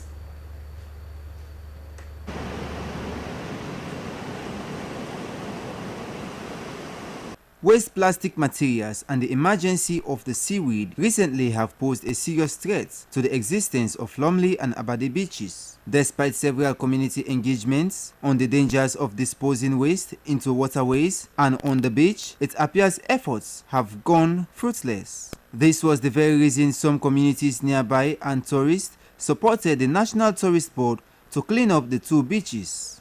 Volunteers worked side by side as they collected everything from plastic bottles to fishing nets. Public Relations Officer, Tourist Board, Kaibokari Saki, said the exercise was in line with their mandates and the coming of the seaweed over the past years had brought more burden on them. However, Mr. Saki said they will continue to embark on such activity regular to protect marine life and keep the beaches clean and attractive. The fight is on daily basis. The National Tourist Board, together with the Ministry of Tourism, we are here to ensure we maintain environmental sanity by ensuring all those debris that are deposited by the riverine communities and neighborhoods, and even though this is costing us a lot of, it is quite capital intensive. What I mean is this: on daily basis, just during the drying season, we spend almost 16,000 millions a day. Now it is rainy season, we are talking double of that portion. Planning and Development Officer, National Tourist Board, Mohammed Ba, said although they had engaged beach bar and resort owners to maintain a clean environment, the result on the beach has not been encouraging. It is not an easy task. We really need people to come on board. We have sent in so many letters out. We have gone on the media to request for people to assist, to come on board, because this is not about the Ministry of Tourism or National Tourist Board. This is a call for all Sierra Leone. We produce our country internationally. I'm sure the more people will be willing to come here. But if we are going to market our country and the destination is not that clear, it is a call of concern for us all. The cleanup efforts was not only about removing trashes, but also about fostering a sense of community and environmental stewardship. SLBC News, Abdul Mansari reporting.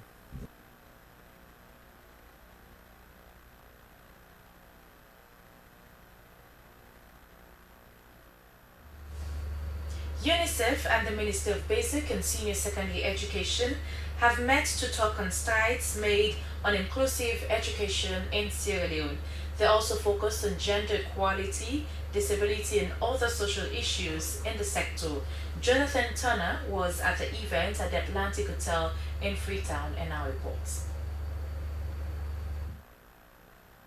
The seminar saw presentation of findings on barriers faced by children living with disability, girls and other marginalized groups in accessing quality education. It was a moment to assess the current situation of children in Sierra Leone and explore strategies to promote inclusive learning for all. It was noted that there was no consistent and unified systems to identifying children living with disability in communities to include them in the school system. UNICEF Deputy Representative to Sierra Leone, Liv Ellen Indrentin, said it was important to create a school environment that supports every child regardless of the gender, ability, or background. She said inclusive education is not only a human rights issue, but a crucial step towards a sustainable national development. Here we can and will review the current state of inclusive education and identify barriers that persist.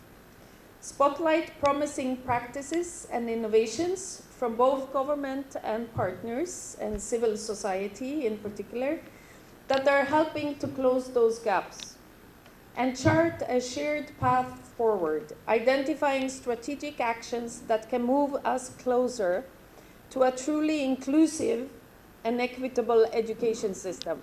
Deputy Director of Gender, Ministry of Basic and Senior Secondary School Education, Anne Kone, echoed government's commitment to ensuring no child is left behind. She called for greater collaboration among families, communities, educators, and policymakers to create enabling systems that will meet the diverse learning needs of children across the country. That children leave school and they are able to defend their certificates wherever they find themselves, including children with disability. We want to ensure that children leave school, especially those with disability, and they are appropriately employed.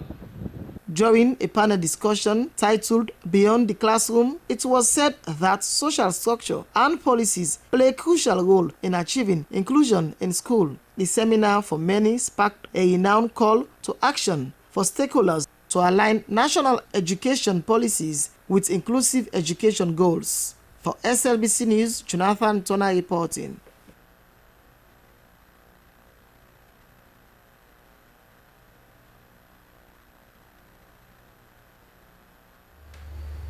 Now, the Directorate of Food and Nutrition, Ministry of Health, has held its 2025 Technical Review meeting.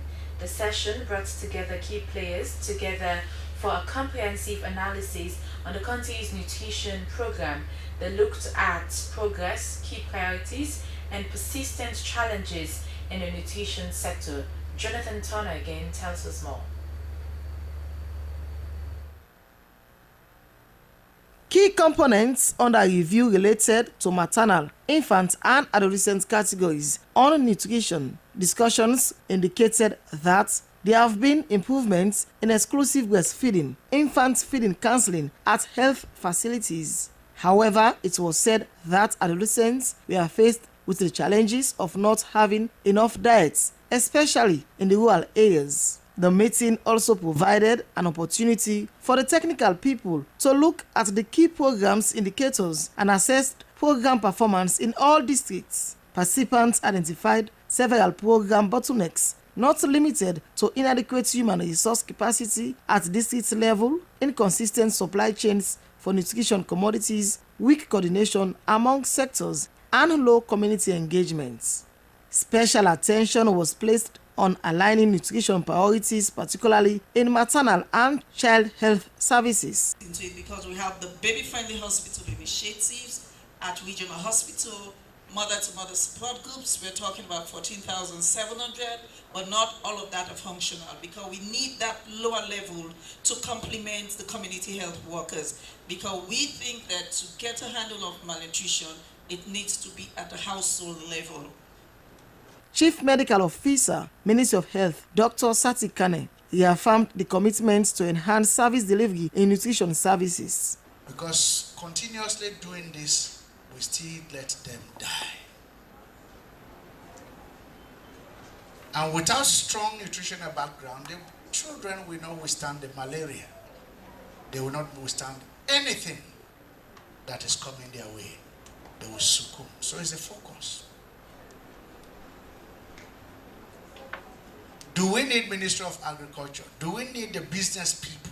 Meanwhile, stakeholders also promised to update district action plans, make decision-driven by accurate data, strengthening multi-sectoral collaboration and target resource allocation to the most underserved communities on nutrition. For SLBC News, Jonathan Turner reporting.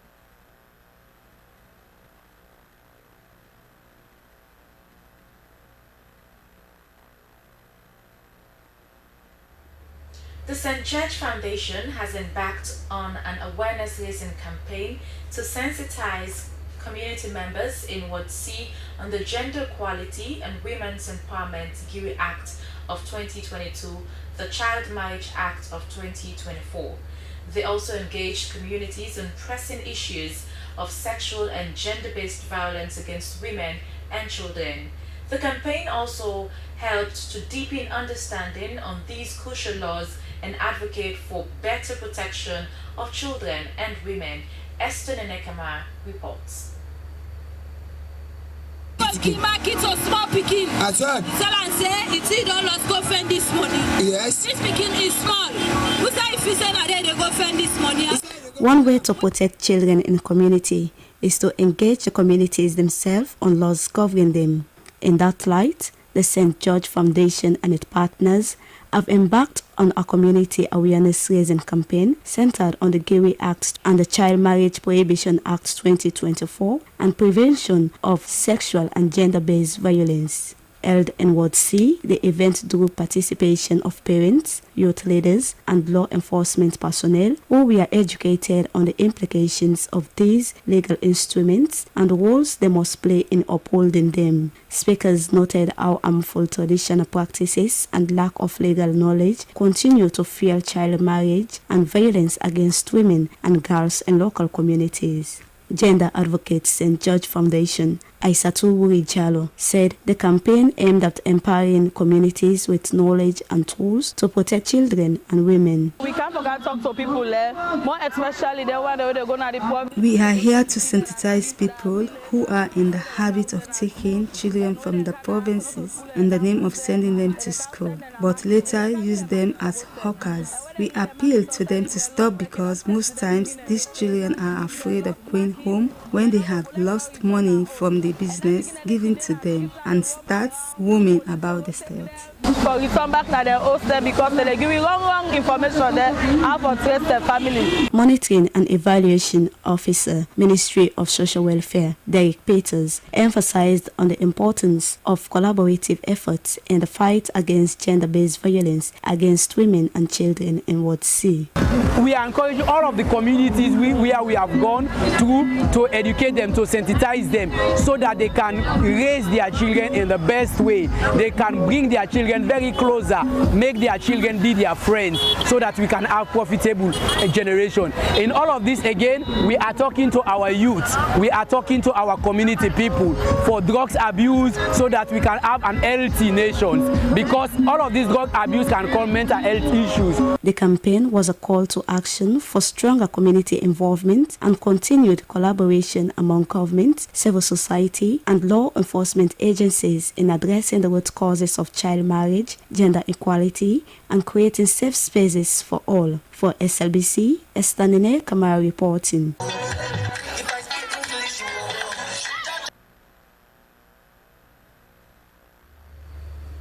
The chairman of a non-profit organization, Healthcare Sierra Leone USA, and his team have met with management of the Connaught Hospital. Their discussions were centered on the organization's plan to teach healthcare practitioners at Connaught Hospital on the use of modern medical equipment during emergency situations like cardiac arrest and resuscitation. Healthcare Sierra Leone USA is also partnering with the World Medical Relief based in Michigan, United States of America, and the Coral Health Medical Center to donate equipment including pacemakers, EKG machines, and other surgical equipment. Joseph Toure tells us more.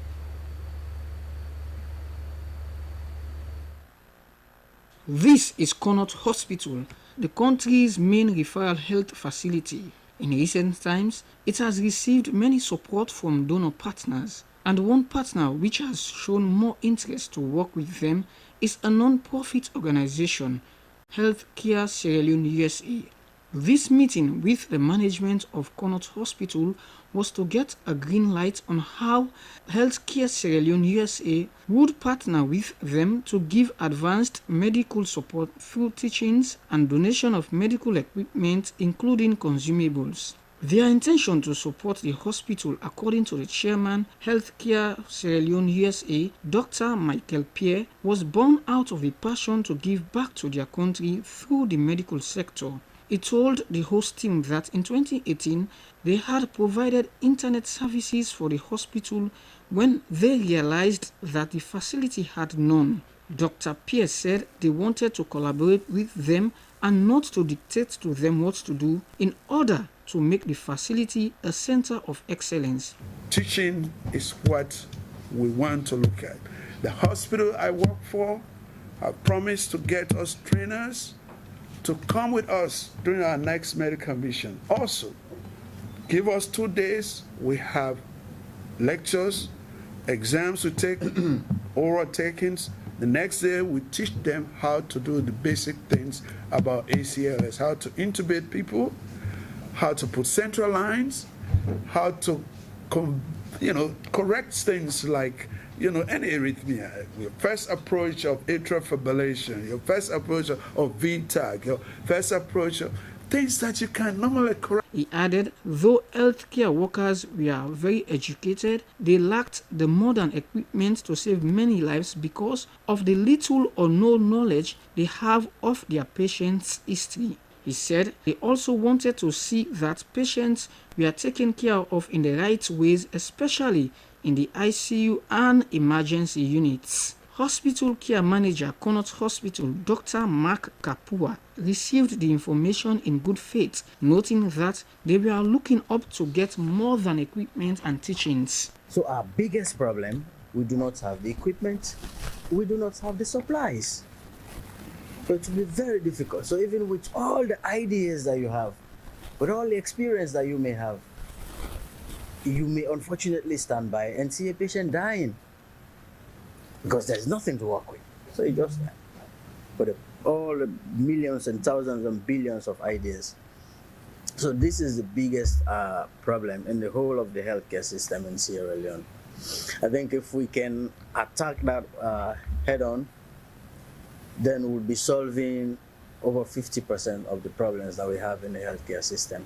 Others present lauded the move by Healthcare Sierra Leone USA, World Medical Relief in Michigan, United States of America, and the Coral Health Medical Center to donate equipment worth about $3 million United States dollars, but also used the platform to appeal for its sustainability. SLBC, Joseph Toure reporting.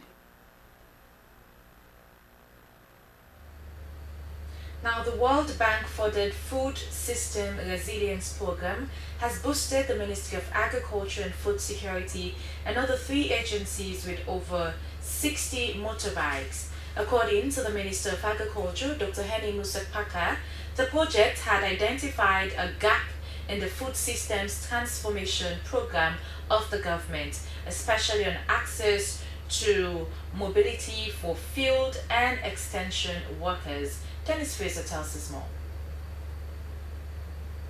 While the 20 motorbikes are meant for the National Water Resources Management Agency, National Disaster Management Agency, and Sierra Leone Meteorological Agency to boost efficiency in service delivery. Receiving the motorbikes on behalf of the Ministry of Agriculture, the Minister, Dr. Kenema Paka, said that the Food Systems Resilience Program support was critical in improving extension service delivery. He described the gesture as the wheels that will drive the frontline officers to reach farmers in hard-to-reach areas with essential services. He lauded the World Bank through FSRP for strengthening the ability of frontline workers in order to be able to monitor activities and to enhance efficiency in delivering services across the country. It really is supposed to do the fundamental things to support the food systems of Sierra Leone.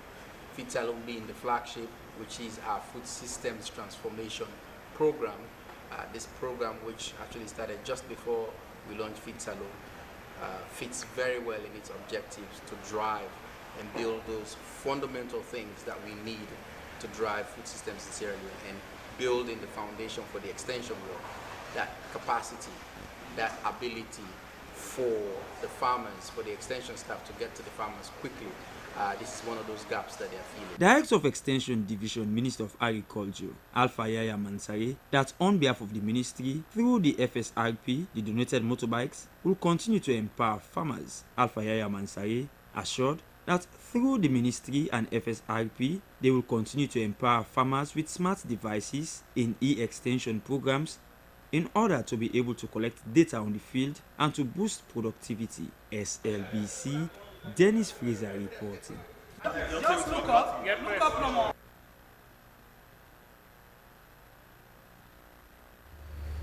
In Moyamba District, the Wetlands International Program in Sierra Leone is piloting the natural restoration of mangroves, which overcomes many of the constraints previously faced in manual planting. The National Protected Area Authority and key actors in wetlands conservation assembled at the Family Kingdom Resort in Freetown to share experiences in mangrove restoration and witness the handing over of new tablets for data collection by the NPAA. Harold Williams has details.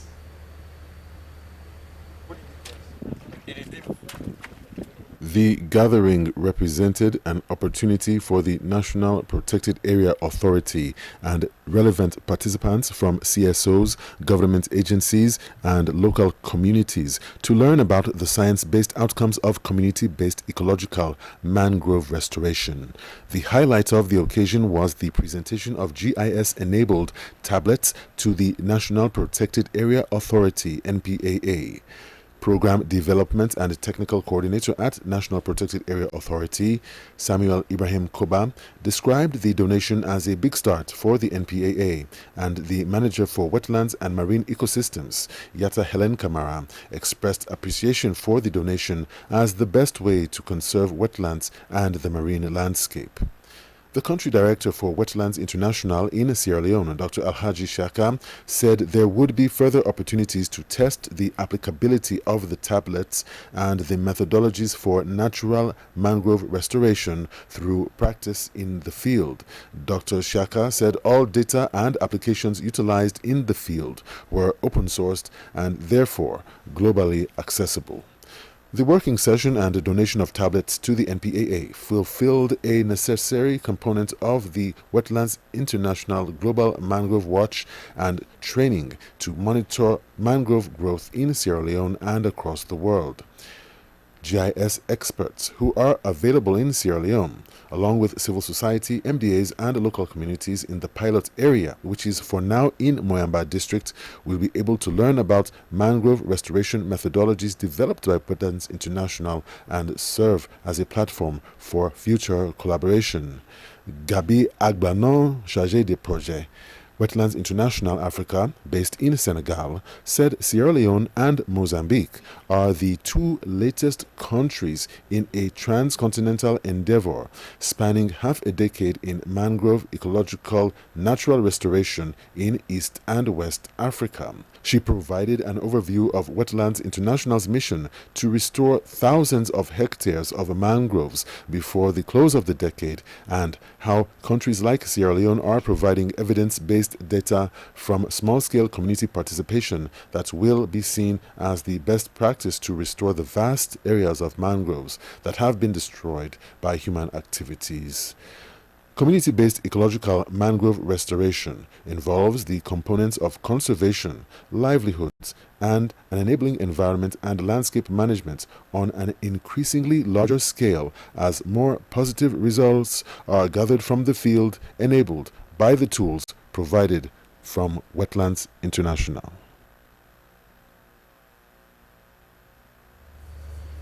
You're still watching Weekend News from the Sierra Leone Broadcasting Corporation in Freetown. We continue with more stories. Now, the Ministry of Social Welfare has received the new chairperson of the National Commission for Persons with Disability, Brahima Abdullahi Sharif. Christina Kamara witnessed the event at the Ministry of Social Welfare in New Englandville in Freetown. Helen Keller was blind, deaf and dumb. You know it is all? We are never really happy until we try to brighten the lives of others. Are you a happy man if you do to us improving, being a change maker in the lives of another person? I believe we don't get the right leader. Because Mr. Brighter. The newly chairperson and commissioner of the National Commission for Persons with Disability, Brahima Abdullahi Sharif, has a wealth of experience in human rights advocacy and also aims to mainstream disability issues into broader development conversations. According to the commissioner, his previous role with CARE International and the Human Rights Commission has equipped him with a deep understanding of the systematic barriers that persons with disability encounter. He expressed gratitude to President Bio for the confidence he reposed on him and emphasized the importance of advocating for the rights of persons with disability. Commissioner Sharif outlined his vision for the Commission, noting his strategic framework focuses on transforming policies into actionable plans. For the Ministry of Social Welfare, we know that you are supervising ministry, but we are also the technical people to be able to support you and drive the process. And to the community of persons with disability, I am your brother. I am part of you. I don't know it all. I don't have it all. So I rely on us working together. And that's why I'll be pushing for the unity within the disability community. Like I said in my conversation, in my first 60 days, I want to look at building up my board members. I want to look at profiling the institution. I want to look at developing the communication strategy. I want to look at working around the review of the Disability Act. I want to look at empowering our communities. I want to develop a detailed implementation plan from the current strategic plan that we have. These are critical issues. I want to use data to drive what we want to do. If I want to talk to the governments, I need data. And I need to use the data to drive policy, to drive inclusion, to drive conversation, and to drive empowerment. President of the Sierra Leone Union on Disabilities Issues, among others, expressed optimism about Sharif's leadership. They said his international experience and dedication to advocacy have instilled their confidence that he will effectively represent the voices of the disabled community. According to the Minister of Social Welfare, Melrose Kaminti, Brahima Abdullahi Sharif's appointment as chairperson and commissioner of the National Commission for Persons with Disability signals a renewed commitment to addressing disability issues at both national and international levels, adding that with a focus on empowerment, inclusion, and dignity, Sharif is poised to lead the Commission towards meaningful change for persons with disability. Because this commission is supposed to, or the chairman, the commission, they are supposed to help this ministry, to look specifically into the issues of disability, while the ministry looks at other vulnerabilities, including the disability. But the collaboration between the commission, the Ministry of Social Welfare, and the disability community will be crucial in advancing the goals set forth and ensuring that no one is left behind. Slbc News are in Freetown. Christiana Kamara reporting.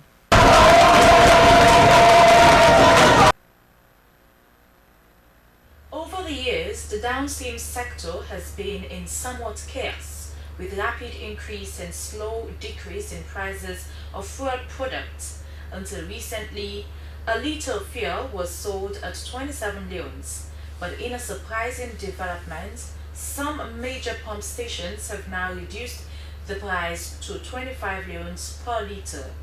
This move has somewhat brought joy to especially commercial riders whose hopes have been rekindled for a further decrease in the prices of fuel products.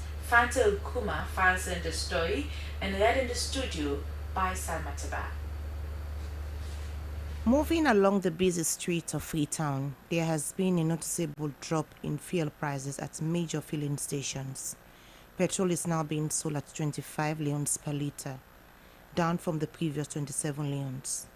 This new price was noticeable at NP, Malad and other pump stations. This new reduced price has offered some needed relief to commercial riders and transport operators. Mohammed Vandi, a bike rider, expressed his optimism over the reduction. Make a grab before fear the price, you know, kind of small now. I am very happy because with the lower fuel prices, we will be able to transport passengers more quickly and efficiently. We thank God for Zala Fuel Station, whose price cut to 25 leones has encouraged other stations to follow suit. We now call on the government to consider reducing fuel prices even further to support us and the community. I am happy to the Papa government as a Sierra Leone, we are happy to for fuel price like Canton. Similarly, Molai Kamara, a keke rider, expressed deep satisfaction, noting that fuel is an important commodity that directly impacts their daily earnings. I feel so excited because like fuel are the key thing. I was very excited to hear that fuel prices have been reduced because fuel is a vital source of energy that directly affects the cost of goods and services whenever prices go up. Now that there is a reduction, people will be able to carry out their daily activities without spending so much on transportation. We are calling on the government to further reduce fuel prices to a level that is affordable for everyone. Like we don't come down through, at least everybody will be able at a reasonable way. Mohamed Kawa, a truck driver in Freetown, also described the reduction as a much needed relief. I really feel fine for that. As a truck driver, I felt good about the recent decrease in fuel prices. Now we will be able to buy more fuel and keep moving. I am appealing to the government to support the companies that reduced the prices and to consider bringing the cost down even further. The new price adjustment seemed not to have come in isolation, but was through persistent advocacy by civil society organizations, especially Native Consortium and Research Center, who are calling for fairer and more affordable fuel prices. Edmond Abo, the executive director of Native Consortium, expressed concern over the inconsistent pricing trends in the market. People are suffering, Sierra Leoneans are suffering. Transport price is high. Keke, we are not advocating. Who is profiting now? The drivers. The keke, the Okada riders, they are the ones that are profiting, not the consumers, not the public. So it should reflect. That has been the practice ever since from the days of John the Baptist. When fuel price go down, Minister of Transport will come out with a price list to adjust the price. When it goes up, the same. So what is he waiting for? While the price cut has been widely welcomed, many drivers are calling for consistent pricing across all fuel stations and better regulation to ensure the new price is maintained. The reduction has also rekindled the hopes of commercial riders for a further decrease in the prices of fuel products. Now on court update, Magistrate John Manso Fofana of Pademba Court Number 2 has committed to the High Court a matter of cyberbullying allegedly committed by Sheku Tijan Rogers against the Vice Chancellor and Principal of Milton Mugai Technical University, Professor John Philip Kanu. The decision came after the magistrate agreed that the prosecution led sufficient evidence during the preliminary investigations. The decision by Magistrate John Manso Fofana of Pademba Road Court Number 2 to commit to High Court for trial a matter of cyberbullying against the Vice Chancellor and Principal of Miltimagai Technical University, Professor John Philip Kanu, came after an examination of the evidence during the initial investigations. According to Magistrate Fofana, the case had largely taken place behind closed doors, stating that sufficient evidence was provided by the prosecution to link the accused person, Sheku Tijan Rogers, to the alleged offense. The accusations against the accused person are related to a series of social media posts, including recordings, videos, and text messages made between 18th to 30th November 2022, which the accused denied. The said electronic communications were said to have aimed at damaging the character and reputation of Professor Kanu, raising serious concerns about the impact of cyberbullying on individuals' reputation in the digital age. Defense counsel Zakaria Kanu objected regarding media coverage of the proceedings, citing concerns over potential misrepresentation. However, the objection was countered by State Counsel ACP Joan Bull, who believed that the media would report the facts of the proceedings accurately. Magistrate Fona agreed that the media coverage was important to the proceedings. The magistrate, while concluding the preliminary hearings, said that the bail conditions established during the investigations remained unchanged. For SLBC, Mohamed Kouma reporting. Now, the Sierra Leone Police has announced the commencement of the 2025 recruitment examination for successful applicants across the country. According to the Police Media 2 Assistant Superintendent of Police ASP Mohamed Bobsin Senu, the examination was a crucial step in the recruitment process and was designed to test the knowledge and skills of all applicants aspiring to join the Sierra Leone Police. The exam took place on Saturday, 5th July 2025, as an excerpt of ASP Senu on our Good Morning Sierra Leone program. Some were not qualified based on the fact that the age, for instance, like the graduate recruitment, the age limit here is 18 to 30, some are above 30. So for that, you are not qualified, you are not fit to join the police. Because the retirement age starts, 60 years. So one to recruit police officers who will serve at least 30 years.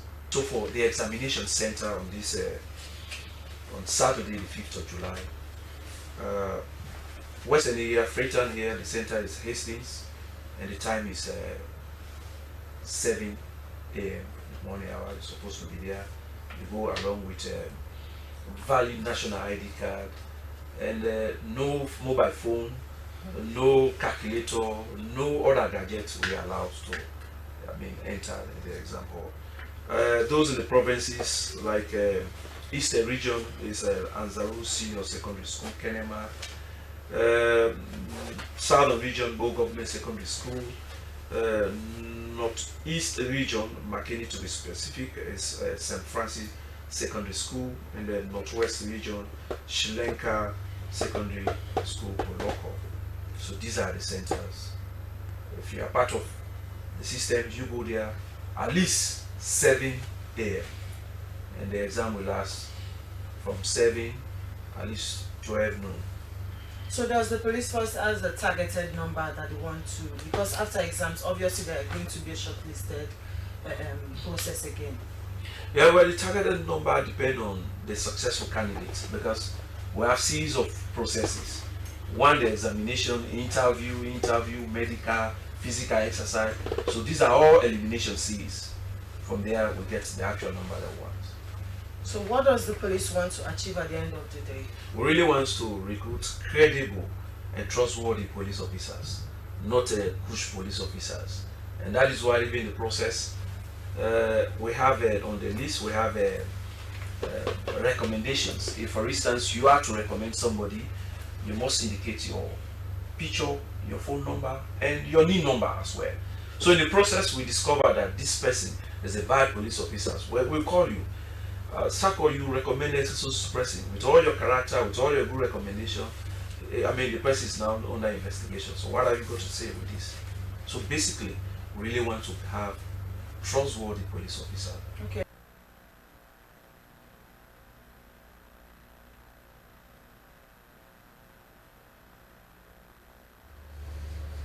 Well, that was Police Midday 2 on our Good Morning Sierra Leone program. Now, still on the police, the Campaign for Human Rights and Development International, CHADI, has conducted a human rights and ethical training for police officers of the Police Wives Association Hall at the Police Wives Association Hall in King Tom, Freetown. The training, which is the second of its kind organized by CHADI for the Sierra Leone Police, brought together personnel from various departments including the Family Support Unit FSU and the Criminal Investigation Department CID. Esther Susanette Barsi reports. The session aimed to strengthen the professionalism, ethical conduct, and human rights compliance of police officers in the discharge of their duties. CHADI's Executive Director Abdul Fatoma said that the training was designed in response to several challenges identified regarding the respect for human rights by law enforcement, with the goal of educating officers on key human rights principles and their practical application in day-to-day policing. Abdul Fatoma also spoke on key human rights themes, including the responsible use of force, appropriate detention conditions, proper documentation, and the need for accountability within police operations. He added that the training would also contribute to reducing human rights violations and improving the level of professionalism within the Sierra Leone Police. What we aim to achieve is the police to know that during their work they promote respect for rule of law, they promote respect for human rights and the human dignity of people that are under their custody. And we also want to see the police where they apply professionalism and during their work and after their work. Assistant Inspector General of Police and Director of Trainings, Mustafa Kamara, also highlighted the importance of ethics, discipline, confidentiality, trust, and independence in policing. He said the training is essential in guiding them during their work, especially during operations. He noted that it also provides a valuable platform for knowledge sharing that enhances their ability and professionalism. A priority right from the beginning, because we are dealing with people either in the field of operations, that is when we go out to carry out activities, or when we invite people to police stations for cases under investigation, when suspects are in custody.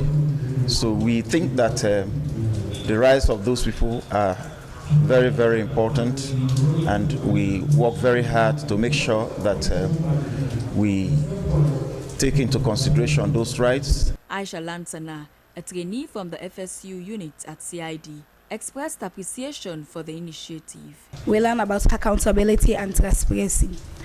As a police officer, when you have accountability and transparency, the Sierra Leone will believe and trust in you as long as you do the right thing. The training forms part of CHADI's broader objective to foster respect for human rights culture in law enforcement and promote good governance, accountability, and justice in the country. For SLBC News, Esther Susanette Bassi reporting.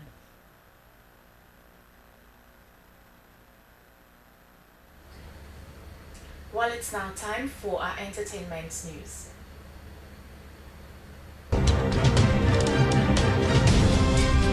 Hello and welcome to the entertainment news. With me, Joyan Dumboya. In this edition of the entertainment news, PDD found not guilty of criminality conspiracy and both sex trafficking. Exciting news for Sierra Leonean movie lovers as Peter Komba landed a new movie role, Walk on Me movie. And finally, Akman released his new song titled My Baby. Diddy was cleared on a criminality conspiracy and sex trafficking counts, but found guilty on the third and fifth counts relating to transportation of cashier, Jane, and sex workers for prostitution. More on that story, let's join Esther Sako. Music mogul Sean Diddy Combs has been found not guilty of racketeering and sex trafficking charges, but guilty of transportation to engage in prostitution after a nearly 2-month-long federal trial in New York City. Prosecutors had accused Combs of using his celebrity status and business empire to run a criminal enterprise to sex traffic women and conceal his crimes. A panel of 12 jurors deliberated for 13 hours before acquitting Combs of 3 of the most serious charges he was facing. The rapper had admitted to domestic violence but denied any non-consensual sexual encounters or a larger racketeering scheme. The mood in the courtroom was extremely emotional after jurors told the court that acquitted Combs of the most serious charges of racketeering and sex trafficking. The verdict comes after jurors on Tuesday told the court that they had reached a decision on the sex trafficking and transportation to engage in prostitution charges against Combs, but they were unable to reach a verdict on the racketeering count. Thank you very much, Mr. Saka, for that story.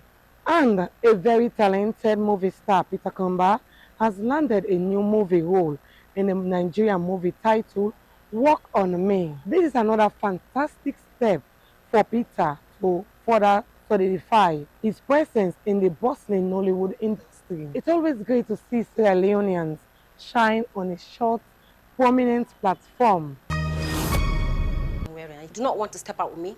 That's fine. Okay? You can go without me. I'll book myself a ride. You're out of your senses. Lucy, you're out of your senses. If you think you can step out of this house looking like this, with me, then you need to think again. What is even the color of your problem? What is it?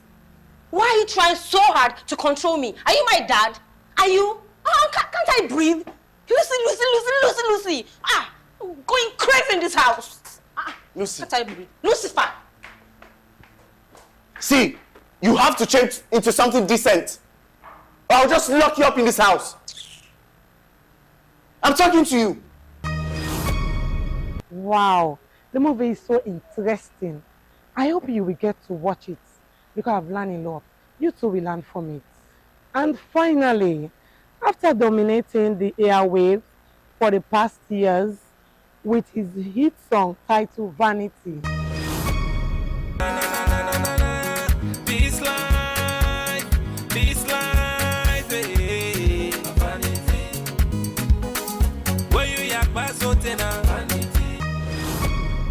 I hope you remember that song. Abdulrazak Kanu, whose stage name is Akman, is back with another song titled My Baby, a blend of love and melodic rhyme, proudly produced by Tunex. Yeah, man. Yeah, my baby, feeling fine, my baby. You and I, my baby, African. Let me get ya, baby set ya. Anytime you pass, my name let ya. I don't put cola, now me they put cola, and I me juice the run like a fine tula. Rival know the spark ya. Asanane Manchester kakia. One green bobo na me tap ya. The bango no fence, rock ya. Yeah, come on. Left. Oh, that music is so lovely. Please go watch, share, and subscribe. Well, that's all we have in this edition of the Entertainment News. I have been your presenter, Jovian Dumbuya.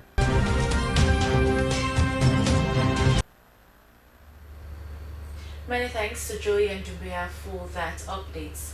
Away from that, let's find out the latest in sports.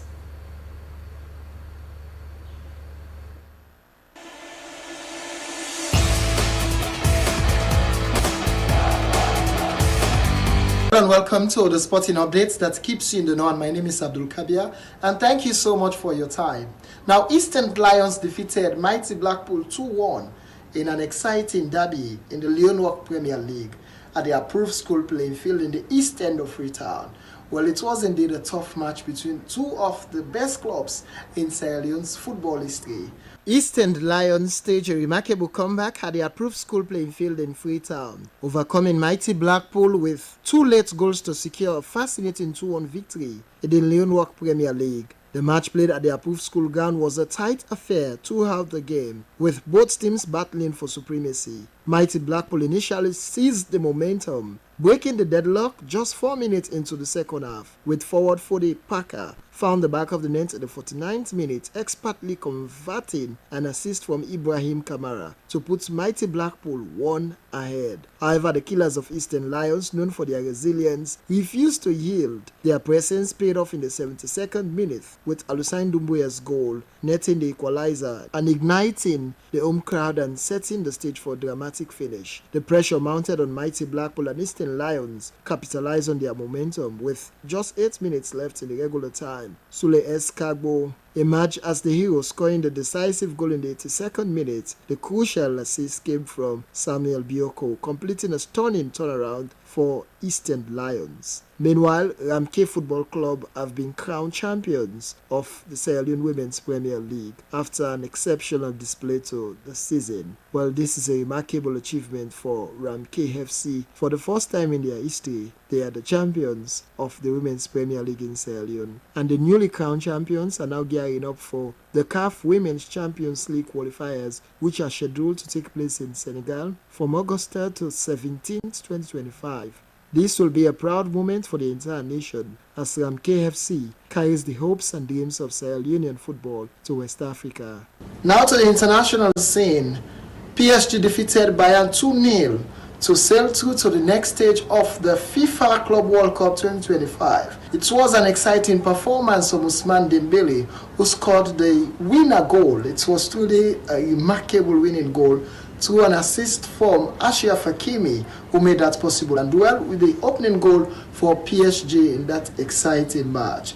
Well, for Harry Kane and the rest of the Bayern players, it was too little, too late.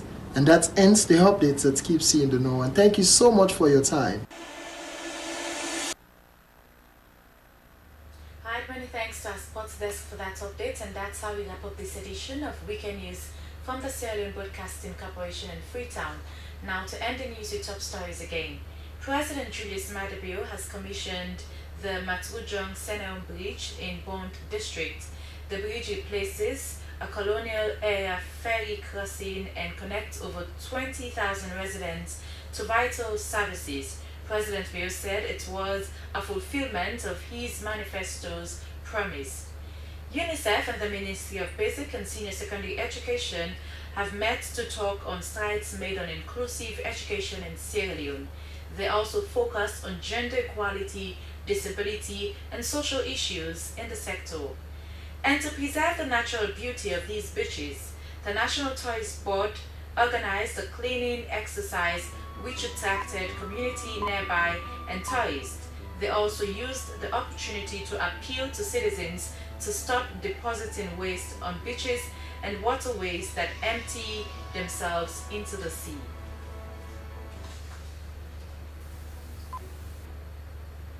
Well, that's the end of the news from SLBC. Thanks for watching, and do continue to stay tuned to your public broadcaster, the SLBC. I am Cecilia Alice Sisse. Goodbye.